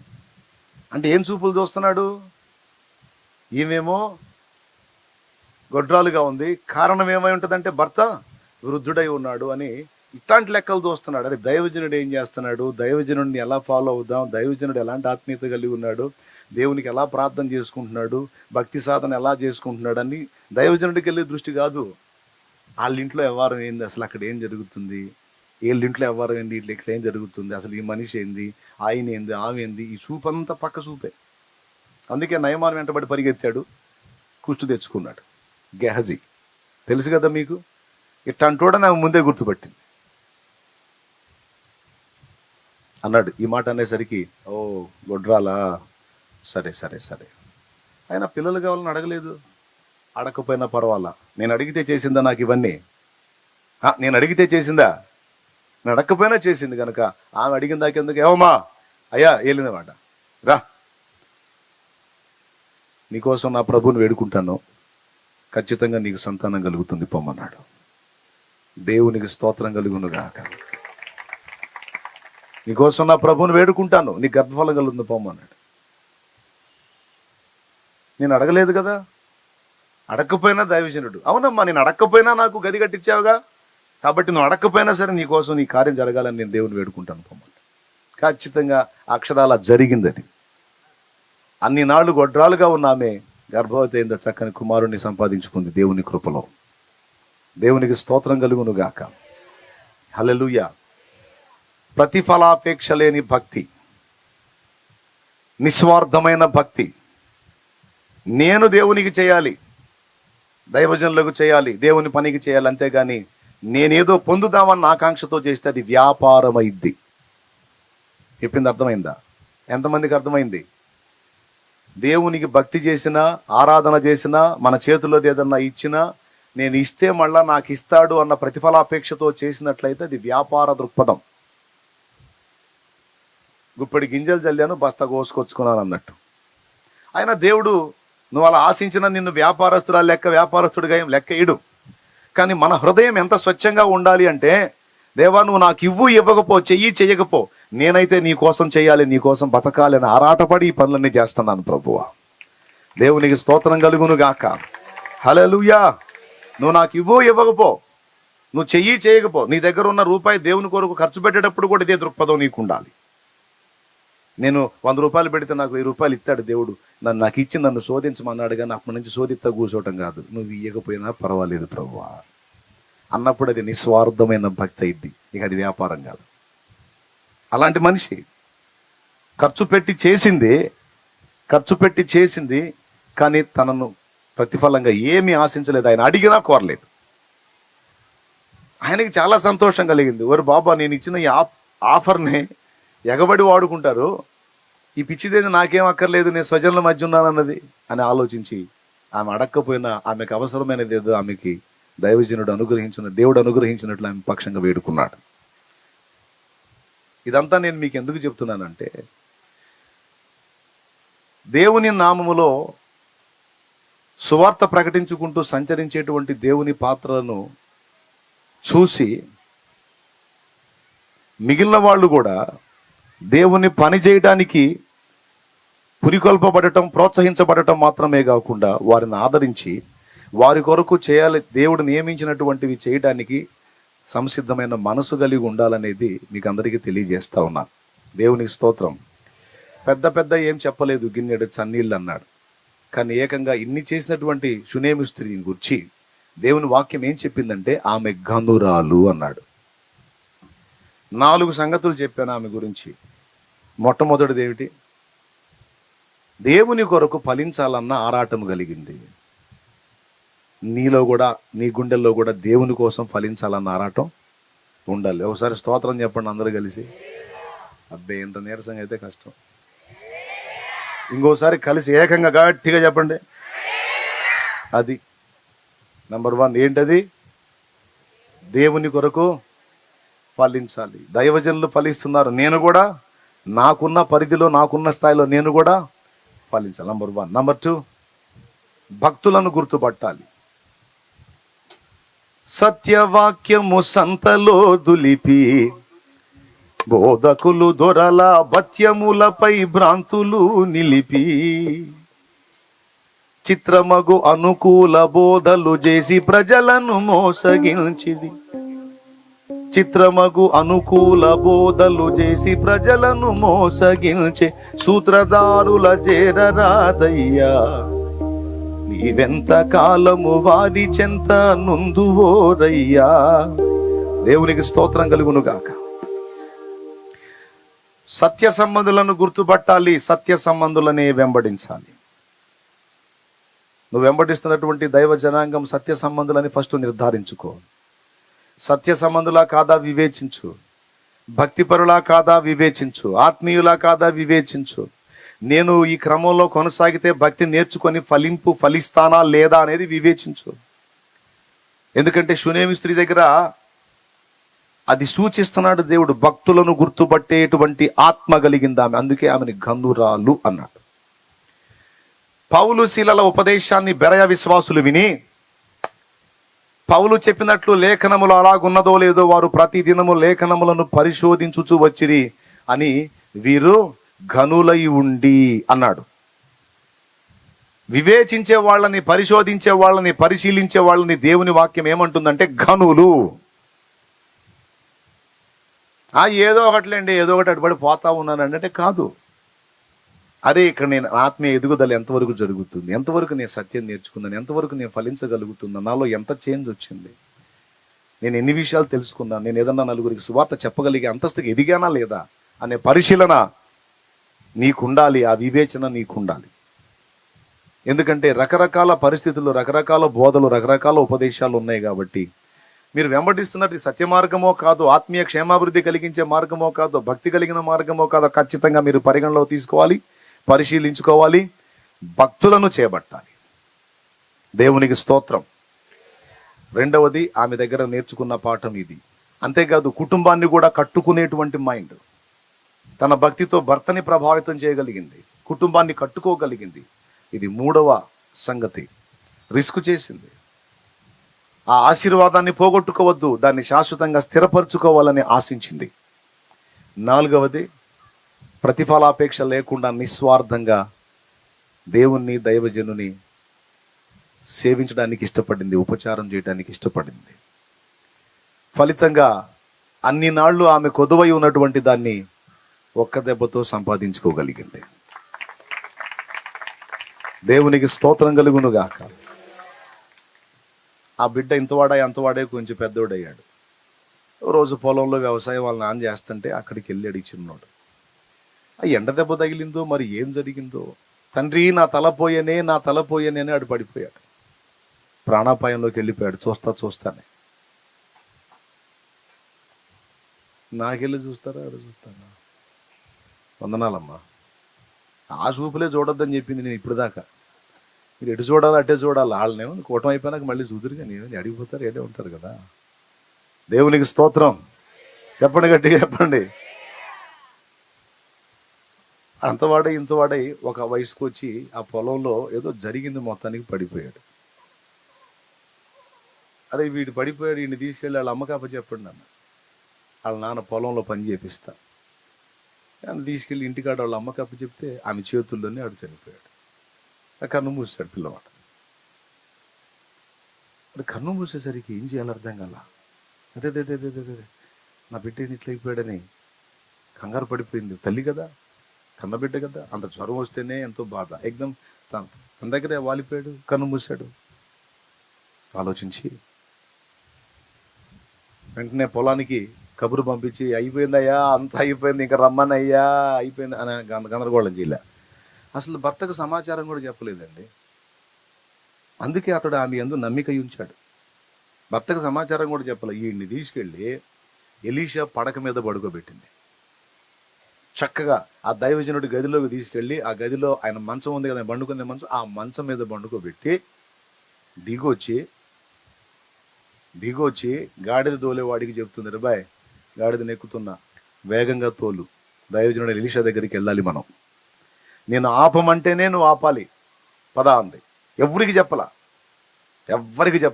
ఇట్లా జరిగింది, పిల్లవాడు దెబ్బతిన్నాడు అన్న సంగతి భర్తకి తెలియదు, ఆ పని వాళ్ళకి ఎవరికి తెలియదు. తోలు వేగంగా అని చెప్పి చక వెళ్ళిపోయింది. ఎలీషా దగ్గరికి వెళ్ళిపోయింది. అల్లంత దూరంలో ఉండగానే ఎలీషా గుర్తుపట్టి, ఆ షూనేమీరాలు వస్తుంది, ఆమెయు ఆమె భర్తయు ఆమె బిడ్డయు క్షేమంగా ఉన్నారా అని అడుగు అని గేహజీని పంపించాడు. మనోడు లైన్లో ఉంటాడుగా, ముందు ఉంటాడుగా, పంపిస్తే పోయి, ఏమమ్మా ఆగాగు, దైవజనుడు అడగమన్నాడు, బాగున్నావా, నీ కొడుకు బాగున్నాడా, నీ భర్త బాగున్నాడా అడిగాడు. ఆయన చూసి బావురు మనలా, ఇంకేం బాగయ్యా అంత అనలా. ఏం చెప్పింది తెలుసా గేహజీకి? అంత బాగానే ఉన్నామని చెప్పింది. ఇది ఒక పాయింటే, అంత బాగానే ఉన్నామని చెప్పింది. అంటే ఎవరికి చెప్పుకోవాలో సమస్య తెలుసు ఆమెకి, ఎవరి దగ్గర నోరు తెరవకూడదో తెలుసు. కొంతమంది అట్ట కాదు, దొరికిన వాళ్ళందరికీ చెబుతుంటారు ఇంట్లో వ్యవహారాలు దొరికిన వాళ్ళందరికీ చెబుతారు. ఏ కొంచెం ఖాళీ దొరికినా సరే టపి పనులు చేసి కూడా పక్కింటికి చొరబట్టు, మా అత్తెట్ట, మా ఆయన ఇట్ట, మా బావ ఇట్ట అని కొంతమంది ఆడవాళ్ళండి మొత్తం ఇంట్లో సంగతులన్నీ ఏకరువు పెడతారు. పనికి మాలిన మాటలు పనికి మాలిన వాళ్ళతో చెప్పకూడదు. గెహజీ అడిగాడు, ఏంటి అందరూ బాగున్నారంటే, బాగుంటే నువ్వేం చేస్తావు, బాగా లేకపోతే నువ్వేం చేస్తావు, నువ్వేం చేసేవాడివి కాదుగా, నీకెందుకు? ఆయన దగ్గర చెప్పలా. ఆయన దగ్గర చెప్పకుండా బాగున్నారా, బాగానే ఉన్నాం, సరే దైవజనుడా అందరూ క్షేమమేనట, అందరూ బాగానే ఉన్నారట, బాగానే ఉన్నారా, సరే అంటే ఉరుకుతో వచ్చి ఆయన కాళ్ళు పట్టేసుకుంది. ఎలీషా కాళ్ళు పట్టేసుకుంది. వచ్చాడు పరిగెత్తుకుంటా తోలేయటానికి. ఏమో ఏది అట్టపట్టుకునేది, ఎవరు అనుకున్నా, దైవజనుడు లే అనుకుంటూ వచ్చాడు. ఆగా అన్నాడు.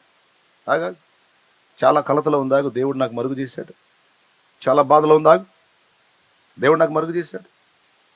చాలా వ్యాకులంలో ఉందామే, అవునా, మరంతా బాగానే ఉన్నామని చెప్పింది నాకు. నీకెందుకు చెబుతారు అసలు విషయం? నీ మొహం చూస్తేనే చెప్పబుద్ధి కాదు, నీ చూపులే తేడా, ఎందుకు చెప్తారు నీకు? దేవునికి స్తోత్రం. ఎంత తెలివిగలదో చూడండి.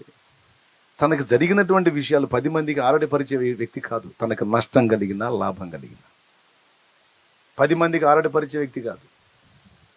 అలా ఉండాలి బరువుగా. చిన్నదానికి బజారు మొత్తం పేలేటట్టు ఉండకూడదు. కొంతమందిని ఆపలేం, ఆవేశం వచ్చిన ఆపలేం, ఆనందం వచ్చిన బజారంతా తిరుగుతారు. ఆనందం వస్తే నీకు తెలిసిందా అనుకుంటా. ఆవేశం వచ్చినా సరే రా తేల్చుకుందాం, ఇంట్లో ఉంటారు, బయట రోడ్డు మీదకి వస్తారు, రా తేల్చుకుందాం. కొన్ని జీవితాలు అట్టుంటాయి. ఏం దానికి రాలేదు, దీనికి రాలేదు, రెంటికి రాలేదు, గోప్యంగా ఉంది విషయం. దైవజనుడు ఎక్కడ నోరు తెరవాలో అక్కడికి పోయి నోరు తెరిచింది. ఎక్కడ నోటిని కంట్రోల్లో పెట్టుకోవాలో అక్కడ కంట్రోల్లో పెట్టుకుంది. సామాన్యురాలు మరి ఆమె. అంత వేదనలో ఉండి కూడా ఎంత చురుగ్గా ఉందో చూడు. అయ్యా దైవజనుడికి చెప్పండి అయ్యా, నా బిడ్డ పరిస్థితి అని కూడా చెప్పలా, మేము బాగున్నాం అని అతన్ని పక్కకు బానిచ్చి పరిగెత్తుకుంటూ పోయి దైవజనుడి పాదాలు పట్టుకుని ఏడుస్తాం. అర్థమైపోయింది ఎలీషాకి. అంది, దైవజనుడా నాకు బిడ్డనివ్వమని నేను అడిగానా? నాకు సంతతి కావాలని నేను అడిగానా? ఇచ్చావు, ప్రార్థన చేశావు, దేవుడు ఇచ్చాడు. మరి ఇప్పుడు వాడు ఆ స్థితిలో ఉన్నాడు. మరి ఇలాంటి అనుభవం నాకు అవసరమని నువ్వు ఇట్లా చేసావా? దైవజనుడా నా బిడ్డ గతి బాగలేదు, నా బిడ్డ పరిస్థితి ఎలా ఉందో నీకు తెలియదు అంటే అప్పుడు ప్రార్థన చేసి అర్థమైపోయింది ఆయనకి. ఆ డెడ్ అయి ఉన్నాడు అక్కడ. వెంటనే గెహజీ దా అన్నాడు. తన చేతిలో ఉన్నటువంటి దండం తీసుకుని ఆయన చేతికి ఇచ్చి, ఎవరితో మాట్లాడద్దు, ఎవరికి నమస్కారానికి ప్రతి నమస్కారం చేయదు, నేరుగా వెళ్ళి ఇదిగో మనం ఉంటాం కదా గది, ఆ గదిలో చిన్నోడు ఉన్నాడు, ఈ దండం తీసుకెళ్ళి వాడి మీద పెట్టమన్నాడు. గెహజీ అది తీసుకొని బయలుదేరాడు. ఇప్పుడు ఆమె ఏం చేయాలి? గెహజీ అంటబడి పోవాలి. ఆమె పోలా. గెహజీ పోయాడు, ఏం పోలా, ఇవాడే ఉంది. వెళ్ళు, గెహజీని పంపించాను కదంటే అతను వెళ్ళిందా ఏం జరగదు నాకు తెలుసు. ఎందుకంటే దేవుడు నీ మనవి వింటాడు కానీ అతని మనవి వినడు. నాకు తెలుసు. నువ్వు వస్తేనే కానీ నేను కదలనంది, నువ్వు వస్తే కానీ నేను కదలనంది. తెలుసు కదా ముందే అతని వల్ల వర్క్ జరగదని. ఆమె అనుకున్నట్టే అయింది. ఇటు పోయాడు, దండం పెట్టాడు, ఆ చిన్నోడి మీద దండం పెట్టాడు కానీ వాడు లేవలా. జరగదని తెలుసు, వివేచన. అందుకే భక్తుడు కదిలిందాక, దైవజనుడు కదిలిందాక ఆ పాదాల వదల్లా. సరే తొందరపడకు, వస్తాను పద. దైవజనుడిని ఎలీషా కదిలాడు, అక్కడ దాకా వెళ్ళాడు. ఈడెదురవుతున్నాడు. దైవజనుడా ఆ దండం చిన్నవాని మీద ఉంచి తిని కానీ వాడు బ్రతుకలేదు. ఎందుకు బతుకుతాడురా? ఈ మధ్యలో ఎంతమందికి దండాలు పెట్టావో, ఎంతమంది ఎన్ని చూపులు చూసావో, ఏడాడి ఏమేమి పనులు చేసిపోయావో. నువ్వు ఒక చూపోడివి కాదుగా, నువ్వు ఒక ఒక ఒక ఒక పద్ధతిలో ఉండేవాడివి కాదుగా. నువ్వు నేను చేయొద్దన్న పనులే చేస్తుంటావు నువ్వు. గెహజీ ఎప్పుడు మారుతావురా నువ్వు?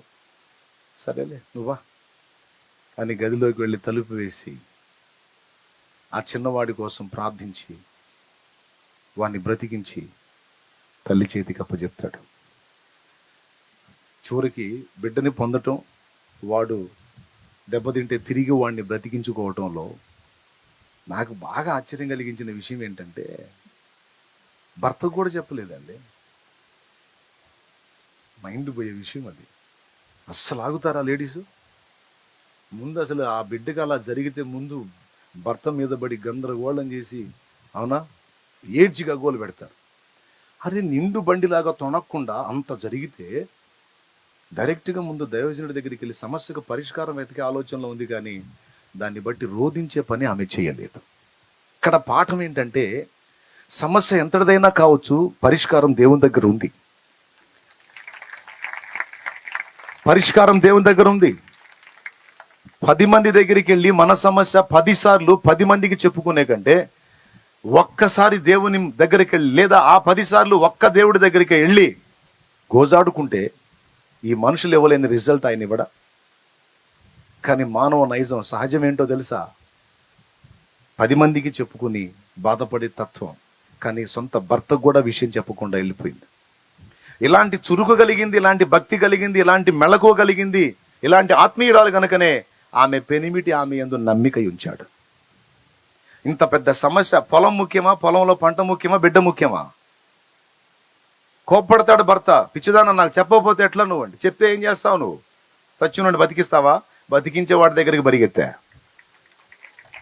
బతికించేవాడు నా దేవుడు, నా దైవ జనుని ద్వారా ఈ కార్యం చేయగలుగుతాడు, అందుకు అతని దగ్గరికి పరిగెత్తా. సాధించుకున్న ఇదిగో మన బిడ్డ బతికున్నాడు. ఇప్పుడు దేవునికి స్తోత్రం కలుగును గాక. సమస్యకు పరిష్కారం ఎక్కడుంది? 10 మందితో ఆరడి చేసుకుంటే ఉందా? 10 మందితో పంచుకుంటే ఉందా? 10 మందికి చెప్పి ఏడ్చి మొత్తుకొని చీదేస్తే ఉందా? నో. సమస్యకు పరిష్కారం జీవం గల దేవుని దగ్గర ఉందని ఆయన దగ్గరకు పరిగెత్తింది. దీన్ని బట్టి మీకేమర్థమవుతుంది? దేవుని సన్నిధికి పరిగెత్తడం అనేది నేర్చుకోవాలి. అలాంటి సన్నిధి ఇదిగో ఇప్పుడు ఏర్పాటు చేశాడు ఇక్కడ దేవుడు. ఏ సమస్య వచ్చినా, ఏ బాధ వచ్చినా 10 మందికి చెప్పుకోవడానికి బజార్లో పరిగెత్తటమో, లేదా 10 మంది ఇళ్ళకి పరిగెత్తటమో, 4 ఇళ్ళకి పరిగెత్తటమో కాదు, నేరుగా దేవుని పాదాల దగ్గరికి పరిగెత్తే అలవాటు మనం చేసుకోవాలి. చిన్నదే కానీ పెద్దదే కానీ ఏ బాధ అయినా, ఏ ఇబ్బంది అయినా నలుగురికి ఆరడి పరచకూడదు. ఇన్ని కొలతలు కలిగినటువంటి స్త్రీ గనుక ఆమె కొదువుగా ఉన్న వాటన్నిటిని కూడా స్వతంత్రించుకొని బైబిలు గ్రంథములో అచ్చంగా ఆమె చరిత్ర ఒక అధ్యాయంలో మొత్తం ఆక్రమించేసింది దాదాపుగా. పరిశుద్ధ గ్రంథం అంటే ఎంత గొప్పది. ఈ పరిశుద్ధ గ్రంథంలో ఆమెను గనురాలని చెప్పి ఆ మ్యాటర్ రాశాడు. ఏమిటి ఆ ఘనత అంటే, మరి ఇన్ని క్వాలిటీస్ ఉన్నది గనురాలుగా ఏమైందండి? పురుషుడైనా స్త్రీ అయినా. మొన్న మా అమ్మ, అన్న, అక్కలు అందరూ కలిసి అంబాసిడర్ కారులో ఒక 9 మంది వరకు ప్రయాణం చేస్తున్నారు, చిన్నపిల్లతో సహా. ఆదివారం రోజు కొన్ని సంవత్సరాల క్రితం నేను వాక్యం అయిపోయింది, జనాలకు ప్రార్థన చేశాను. ఇంటికి వచ్చి అన్నం పెట్టింది, ఒక ముద్ద కలుపుకొని తిన్నాను. 2వ ముద్ద తినబోతున్నాను, ఫోన్ వచ్చింది, ఆ కారు యాక్సిడెంట్ అయిందని కబురు వచ్చేసింది. 3 పల్టీలు కొట్టింది అని కూడా చెప్పారు. 3 పల్టీలు కొట్టింది అని. మరి 3 పల్టీలు కొట్టింది అంటే కారు నిండా వీళ్ళు అచ్చంగా నా కుటుంబ సభ్యులే ఉన్నారు. ఖచ్చితంగా కొన్ని శాల్తీలైనా డ్యామేజ్ అవుతాయి, ఖచ్చితంగా డ్యామేజ్ అవుతాయి, డౌట్ లేదు అందులో. మరి 9 మంది ఉన్నప్పుడు, పసిపిల్లలు కూడా ఉన్నప్పుడు అవుతుంది కదా. 3 పల్టీలు కొట్టిపోయి కారు తలక్రిందులుగా గాన్లు పైకి, ఆ టాపు కిందికి కాలువలో పడి ఉంది. కాలువలో నాకు వచ్చింది ఫోన్. ఎలా ఉంటుంది ఊహించండి. అమ్మ, తోడబుట్టిన అక్కలు, అన్న, నడుపుతుంది వాడే అన్న, ఆయన కూతురు, ఆయన పిల్లలు ఉన్నారు. నాకు ఏం అర్థం కాల. బాడీ అంతా షివరింగ్ వచ్చేసింది, టెన్షన్ వచ్చేసింది. అంటే ఇక ఏ దుర్వార్త, ఇక ఏం వినబడతాయో ఇంక అర్థమైపోయింది నాకు. ఏంటి ఇప్పుడు ఏం చేయాలి, ఏం చేయగలను? నేను రెప్పపాట్లు అక్కడ ప్రత్యక్షమే వాళ్ళని సేవ్ చేయగలనా? చెయ్యలేను. కానీ నా మనవి విని ఏ స్థితిలో ఉన్న వాళ్ళని కూడా బ్రతికించగల సమర్థుడు నా దేవుడున్నాడు. కాబట్టి నేను ఇప్పుడు ఒకటి చేస్తానని వెంటనే నేను కూర్చున్న దగ్గర నుంచి దిగి మోకాళ్ళేసి దేవుని వైపు చూసి ప్రార్థించడం మొదలు పెట్టాను. మృత శరీరములను కూడా సజీవంగా లేపగల సమర్థుడవు నువ్వు. దయచేసి అందులో ఉన్న ఎవ్వరికి ఏ హాని కలగకుండా దయచేసి కాపాడు ప్రభువా అని మోకాళ్ళలోని ప్రార్థన చేశాను. నేనైతే నిన్ను అడుగుతున్నా, ఇక నీ దయా, నీ చిత్తం. ఇక నువ్వు ఎంతమందిని బతికిస్తావో, ఎంతమందిని తీసుకుంటావో నీ చిత్తం. ఆపడానికి నేను ఎవరిని? కానీ నిన్నైతే అడుగుతున్నాను నేను, నీ కృప, నీ కనికరం అని ప్రార్థన చేశా. ప్రార్థనలోనే ఉన్నా, ప్రార్థన చేస్తున్నా. మళ్ళా ఫోన్ వచ్చింది. ఆ ప్రార్థనలో ఉండగానే మళ్ళా ఫోన్ వచ్చింది. నా ప్రభువు నాకు నేర్పిన అలవాటు, అనుభవం అండి. అలవాటు. మళ్ళా ఫోన్ వచ్చింది. ఏమని వచ్చింది ఫోన్ అంటే, ఎవ్వరికీ ప్రాణహాని కలగలేదు, అందరూ సజీవంగా ఉన్నారు, అందరూ బతికే ఉన్నారు అని ఫోన్ వచ్చింది. మళ్ళా దేవునికి స్తోత్రం. ప్రాణాలతో ఉంటే చాలు, ఇక కాళ్ళు చేలు తిరిగినా మళ్ళీ అతుక్కుంటే అదేం ప్రాబ్లం లేదు. ముందు బతికున్నారు కదా, నీకు కృతజ్ఞతా స్తోత్రాలు ప్రభువా అని లేచాయిగా మోకాళ్ళ మీద. ఎందుకంటే ప్రార్థనకు జవాబు వచ్చింది. అంటే నా ప్రభు వీడు ఖచ్చితంగా ప్రార్థన చేస్తాడు. నేను ముందేళ్ళని సేవ్ చేయాలనుకున్నాడో ఏమో, అది 3 పల్టీలు వేసి పోయి ఇంకో చోట ఎక్కడో పడకుండా నేరుగా పొలాల్లో పంట కాలువలు ఉంటాయే, ఆ కాలువలో పడేటట్టు దాన్ని నడిపించాడు. అందులో పట్టడం వల్ల ఏం జరిగిందంటే వాళ్ళకి ఏం డ్యామేజ్ కాల, కాకపోతే తలక్రిందులుగా ఉన్నారు, ఆ కాలంలో నీళ్లు సగం పడ వచ్చేసినాయి కారులోకి. దేవునికి స్తోత్రం. వీళ్ళందరూ తలకాయలు పైన పెట్టుకొని కూర్చున్నారు. అట్ట పెట్టుకొని ఇక్కడ దాకా వచ్చినాయి నీళ్లు. ఎట్లా అంటే ముక్కు మునుగుతుంది. ముక్కు మునిగితే పోతారుగా, అందుకని ముక్కు పైకి లేపి స్తోత్రాలు చెప్పుకుంటూ కూర్చున్నారు అందులో. స్తోత్రం స్తోత్రం స్తోత్రం చెప్పండి, ఏసు రక్తం ఏసు రక్తం ఏసు రక్తం అని మా వాడు చెప్పేసరికి అందరూ ఏసు రక్తం ఏసు రక్తం ఏసు రక్తం అని కారు నిండా ఏసు రక్తం హల్లెలూయా యేసయ్యా స్తోత్రం అనేసరికి అక్కడ బరిగొడ్లు కాసిన వాళ్ళు పరిగెత్తారు. అరే కారు పల్టీలు అయిపోయింది, అరే చచ్చిపోయి ఉంటారు రే అనుకుంటే వాళ్ళు పరిగెత్తారు. వాళ్ళు వచ్చి చూసి, వాళ్ళు ఎవరు? ఉప్పర్లపల్లి మన సంఘ విశ్వాసులు. ఎప్పుడు ఆ గేదెలకి ఆడవాళ్ళు వచ్చేవాళ్ళు, ఆ రోజు మగవాళ్ళు వచ్చారు వీళ్ళ కోసమే. దేవునికి స్తోత్రం. సూర్యరే శాలేమన్న వాళ్ళు అమ్మరా అన్నరా అనుకుంటా ఇక ఆ కారుని అలాగా అటు పల్టీ వేపించి వీళ్ళు మొత్తాన్ని బయటికి తీశారు. ఒక్కళ్ళకి ఏం కాకుండా నా ప్రభువు కాపాడాడు. అంటే పరిస్థితులు విషమించినప్పుడు, మన చేతులు దాటిపోయినటువంటి పరిస్థితులు మనకు ఎదురైనప్పుడు అవి మన చేతులు దాటిపోతాయి కానీ ఆయన చేయి దాటిపోవు. ఆయన చేయి ఆయన అదుపులో ఉంటాయి. ఆయన చిత్తం నేనేం చేయగలను, తీసుకుంటే మాత్రం నేనేం చేయగలను. ఆయన సంకల్పం, ఆయన ప్రణాళిక ఎలా ఉంటే అలా. అయితే ఒక మాట అయితే అడుగుతా, నీ చిత్తం అయితే బ్రతికించే అవకాశం ఇవ్వని అని మోకాళ్ళేసి అడిగా, సేవ్ చేసి. నేను అనుకుంటున్నా ఇంకా వాళ్ళు భూమి మీద ఉండి నాతో పాటు సేవ చేయాల్సి ఉంది. అదే సమయం వాళ్ళని ఒక్కళ్ళకి అయిపోయినా సరే లేపేసేవాడు, ఇంక అయిపోయింది రా అని. వాళ్ళు నాతో కలిసి ప్రయాణం చేయాల్సి ఉంది, ఉంచాడు. దేవునికి స్తోత్రం. అది ఆయన కృప. నా ప్రార్థన జవాబు పొందిందని నేను సంబరపడుతున్నా. మీకేం చెప్తున్నానంటే, మీరు ఎదుర్కొన్న అప్పుల సమస్యలు కావచ్చు, ఆర్థిక ఇబ్బందులు కావచ్చు, శరీర రోగాలు కావచ్చు, పర్సనల్ ప్రాబ్లమ్స్ కావచ్చు, ఎవరికి చెప్పుకోలేని సమస్యలు కావచ్చు, ఏవైనా సరే చెప్పుకోదగ్గ వ్యక్తి ఒకడు ఉన్నాడు. ఆయన పేరు నజరేయుడగు యేసు. ఆయన పేరు నజరేయుడగు యేసు. ఆయనకి నువ్వు పంచుకోవచ్చు. ఆయన పాదాల చెంత సాగిలపడొచ్చు. ఆయన దగ్గర నువ్వు గోజాడొచ్చు. నీకు ఆన్సర్ దేవుడు తప్పకుండా ఇస్తాడు. ఇది ఎరిగిన వ్యక్తి ఆమె. ఒక్కొక్క క్వాలిటీ ఆమెని అబ్జర్వ్ చేస్తూ ఉంటే ఘనురాలు ఘనురాలు ఘనురాలు ఘనురాలు అని చెప్పడానికి తగినటువంటి విధంగా ఆమె కనపడింది. నిజంగా ఇది ఘనులకు వచ్చే ఆలోచన, నిజంగా ఇది ఘనులు ప్రవర్తించే తీరు అని. అబ్బా ఎందుకు పిలిచావు పరిశుద్ధాత్ముడు ఏమైనా ఘనురాలంటే ఆ కారణాన్ని బట్టి ఆ రోజు ఆ విధంగా దేవుడు నన్ను కాపాడినట్టు, ఆమెను కాపాడినట్టు మిమ్మల్ని అందరినీ కూడా అన్ని విషయాల్లో నా తండ్రి కాపాడును గాక. ఈరోజు దైవజనుడు వస్తే ఒక కుటుంబం చేర్చుకొని ఆ కుటుంబంలో వాళ్ళు కలిసి ముందు ప్రార్థన మొదలుపెట్టి చిన్నగా ప్రేయర్ స్టార్ట్ అయ్యి ఈరోజు అనేక మంది కలిసి ఆ ఇల్లు పట్టక మందిరం కట్టుకోవాల్సిన పరిస్థితి వచ్చింది. ఆ కుటుంబము దైవజనుడికి నీడనిచ్చింది. ఆ కుటుంబాన్ని నా తండ్రి ఆశీర్వదించకుండా వదిలిపెడతాడా? ఆ కుటుంబాన్ని నా తండ్రి దీవించకుండా వదిలిపెడతాడా? ఆ కుటుంబానికి శుభాన్ని చేకూర్చకుండా వదిలిపెడతాడా నా తండ్రి?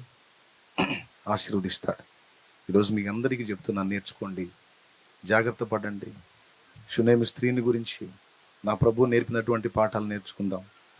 గిన్నెడు చన్నీళ్ళు ఇచ్చిన వాడు ఫలం పోగొట్టుకోడు. అంతకు మించి ఎక్కువ చేసిన వాడు ఎంతైనా పొందటానికి దేవుడు ద్వారాలు తెరుస్తాడు.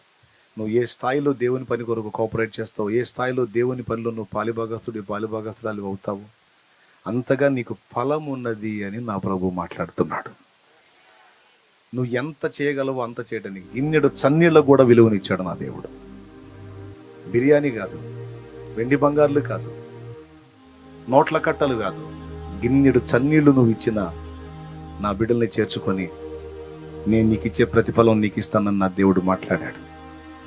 మరి మీరు దైవజనుల కొరకు దేవుని కొరకు చేసిన దానికి ప్రతిఫలమే కాదు, ఒకవేళ మీరు దేవుని సేవలోనికి వచ్చి మీరు కూడా ఆత్మల సంపాదకులై మీరు కూడా అనేక మందిని రక్షించేవారైతే మీకు ఉపకారం చేసిన వాళ్ళని కూడా నా తండ్రి అంతే దీవిస్తాడు. హల్లెలూయా. వరుసగా 5 సంగతులు. మొట్టమొదటిది చూద్దాం, అసలు మీ సరికి ఎందో చూద్దాం, ఏమి ఎక్కిందో మీకు చూద్దాం. మొట్టమొదటిది, దేవుని కొరకు ఫలించాలన్న ఆసక్తి కలిగినటువంటి వ్యక్తి.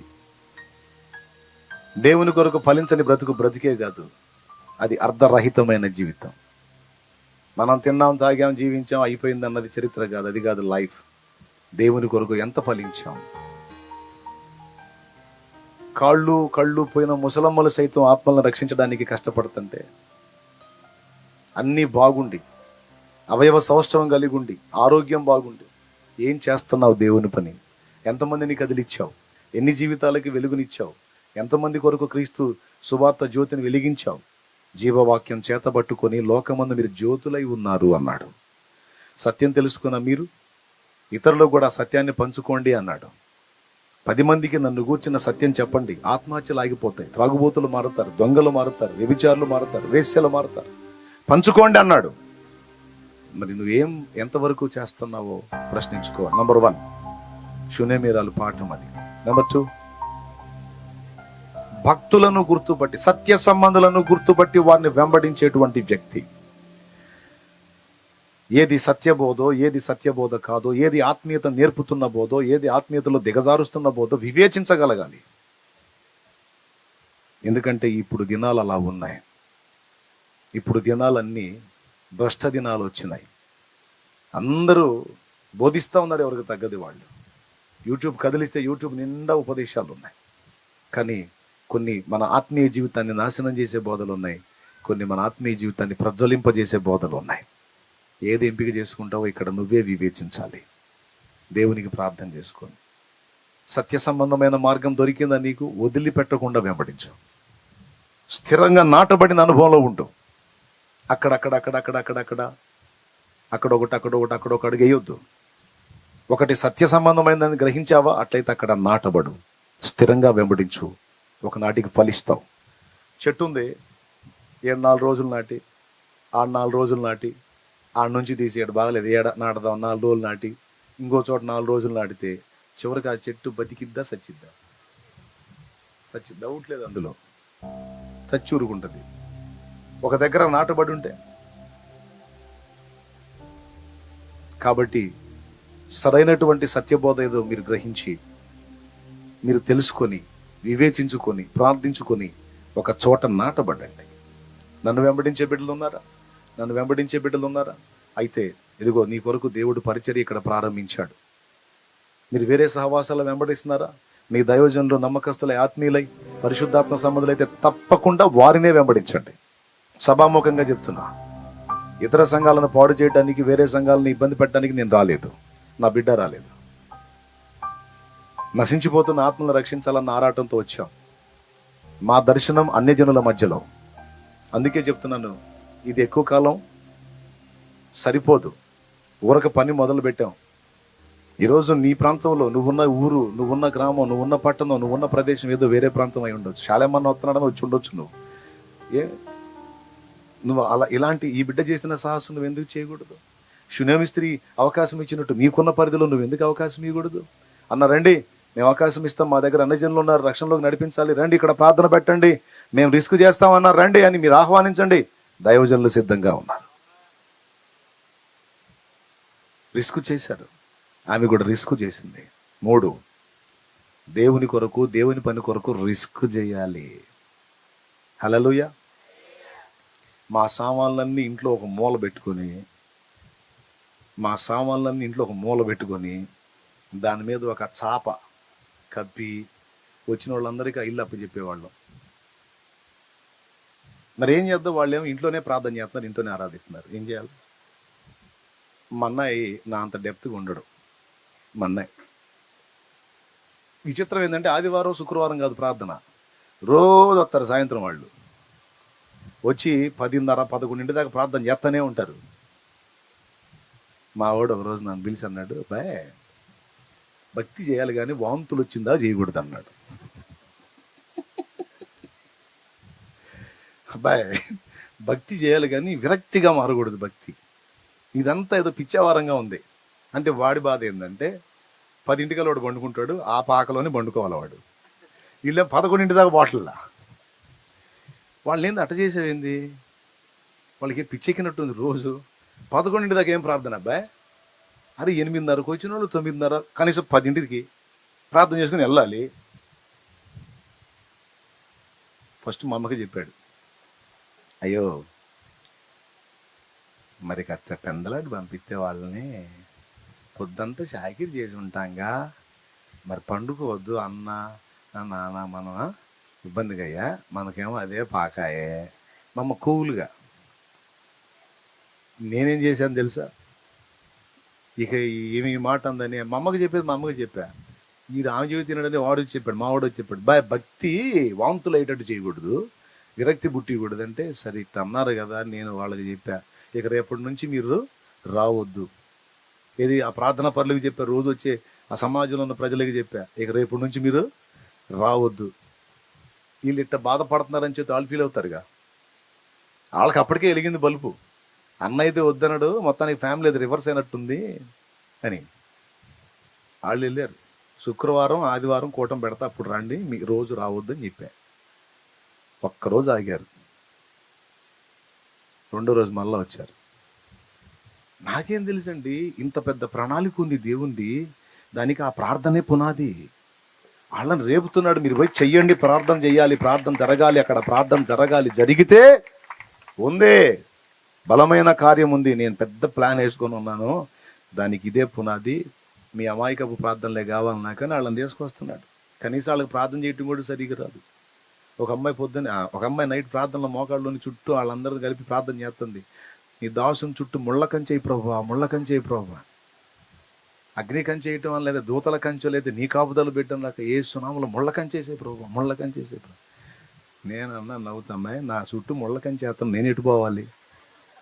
సరే బయటోడు శత్రువు రావద్దని ముళ్ళ కంచె చేసామా, నేను ఎటు పోవాలి అన్న. అట్ట చేయకూడదా అంటే, ఎట్ట చేయాలో కూడా తెలియని అమాయకపు ప్రార్థనలు విని లక్షల మందిని కదిలిచ్చాడండి నా దేవుడు.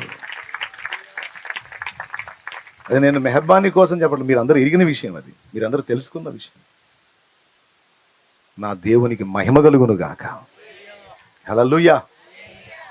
ఇక ఏం చేస్తారు, మా వాళ్ళు కూడా మెత్తబడిపోయారు. ఇక వాళ్ళు ఏమన్నా తెలుసా, మరుసటి రోజు వచ్చి, మీరు ఆ పాకలో చేయొద్దంటే ఈ మెల్ల మీద చేసుకొని పోతాం, మమ్మల్ని మాత్రం ఆపొద్దు అని బోర్ని ఏడిశారు. మీరు ఏడవద్దు రండి అని వాళ్ళే అన్నారు. దేవునికి స్తోత్రం. రాండి 11 కాదు 12 కానీ చేసుకొని చేయగలిగింది ఏముంది అని చిన్నగా వాళ్ళు కూడా లోబడ్డారు. ఆ ప్రార్థన ఆ రోజు నుంచి ఈ రోజు దాకా ఆ మందిరంలో జరుగుతానే ఉంది. అది జరుగుతానే ఉంది, పని విస్తరిస్తానే ఉంది. అంతకుముందు ఒక దగ్గర ప్రభు బల్ల తీసుకునే తండ్రి సన్నిధి చిలకలూరిపేట ఈరోజు వందలాది ప్రాంతాల్లో ప్రభు బల్ల తీసుకునే సంఘాలుగా మార్చబడింది.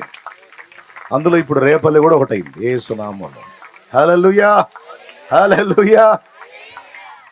చూసారా ప్రార్థన ఎంత పని చేసిందో. ఏముందిలే అనుకుంటాం.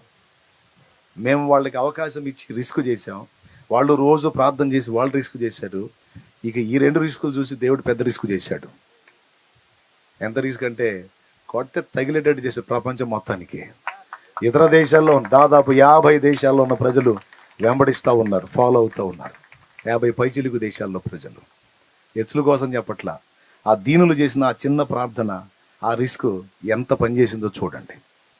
ఇక్కడ ఈరోజు చిన్న పని స్టార్ట్ అయింది, చిన్న గుంపు ఒకటి స్టార్ట్ అయిందంటే, ఇక్కడ ప్రార్థన చేసే గుంపు లేచిందంటే గొప్ప ఉద్యమమే చూడొచ్చు రేపల్లిలో మనం. ఆమేన్. నీ గ్రామంలో నువ్వు ఛాన్స్ ఇవ్వు, నీ పట్టణంలో నీ ఇంటి అవకాశం ఇవ్వు. ఇదిగో ఆ తల్లి అవకాశం ఇచ్చింది, ఈరోజు దేవుడు పని జరిగింది. నువ్వు ఊహించావా శాలేమని ఎక్కడికి వస్తాడు మీ ఇంటి ముందుకు వచ్చి కూర్చుంటాడని? కలలో కూడా అనుకుని ఉండవు, ఎందుకంటే జరగదు అది. కానీ ఆమె చేసిన రిస్క్కి నన్నే తీసుకొచ్చి కూర్చోబెట్టాడు ఈడ. అది దేవుడు సంతోషిస్తే చేసే కార్యం. మూడవది ఏంటి? ఏదో ఒకటి. నాలుగవది ప్రతిఫలాపేక్ష లేకుండా. 5వది 10 మందికి చెప్పుకొని అరడిపరచడం కాదు, ప్రభు దగ్గరికి పరిగెత్తే నైజం. అది ఎంత అసాధారణమైందైనా సరే, నిరీక్షణకు అవకాశం లేని సమస్య అయినా సరే. చచ్చిపోయాడండి వాడు, కొట్టమిటాడుతూ ఉంటే పరిగెత్తితే అర్థం ఉంది. అయిపోయాడండి వాడు, ఇంకెట్ట బతుకుతాడండి అనుకోలామే. చచ్చినా సరే నా దేవుడు బతికిస్తాడు, నేను దేవుని దగ్గరికే పోతానని పరిగెత్తింది. దేవునికి మహిమ కలుగును గాక. 5వది ఏంటిది? 10 మందికి చెప్పి ఆరడిపరుచుకోవటం కాదు, ప్రభు పాదాల దగ్గరికి వెళ్ళి సమస్యను పెట్టి జయం పొందేటువంటి అనుభవం. ఈ 5 సుగుణాలు గిన్నెటి చన్నీళ్లు కాదు, తన ఇంట నివాసాన ఏర్పాటు చేసినటువంటి శునేమీరాలు మనకు నేర్పుతుంది. ఈ అనుభవాలు మీరు పొందినట్లయితే మీరు కూడా గనురాళ్ళు అవుతారు.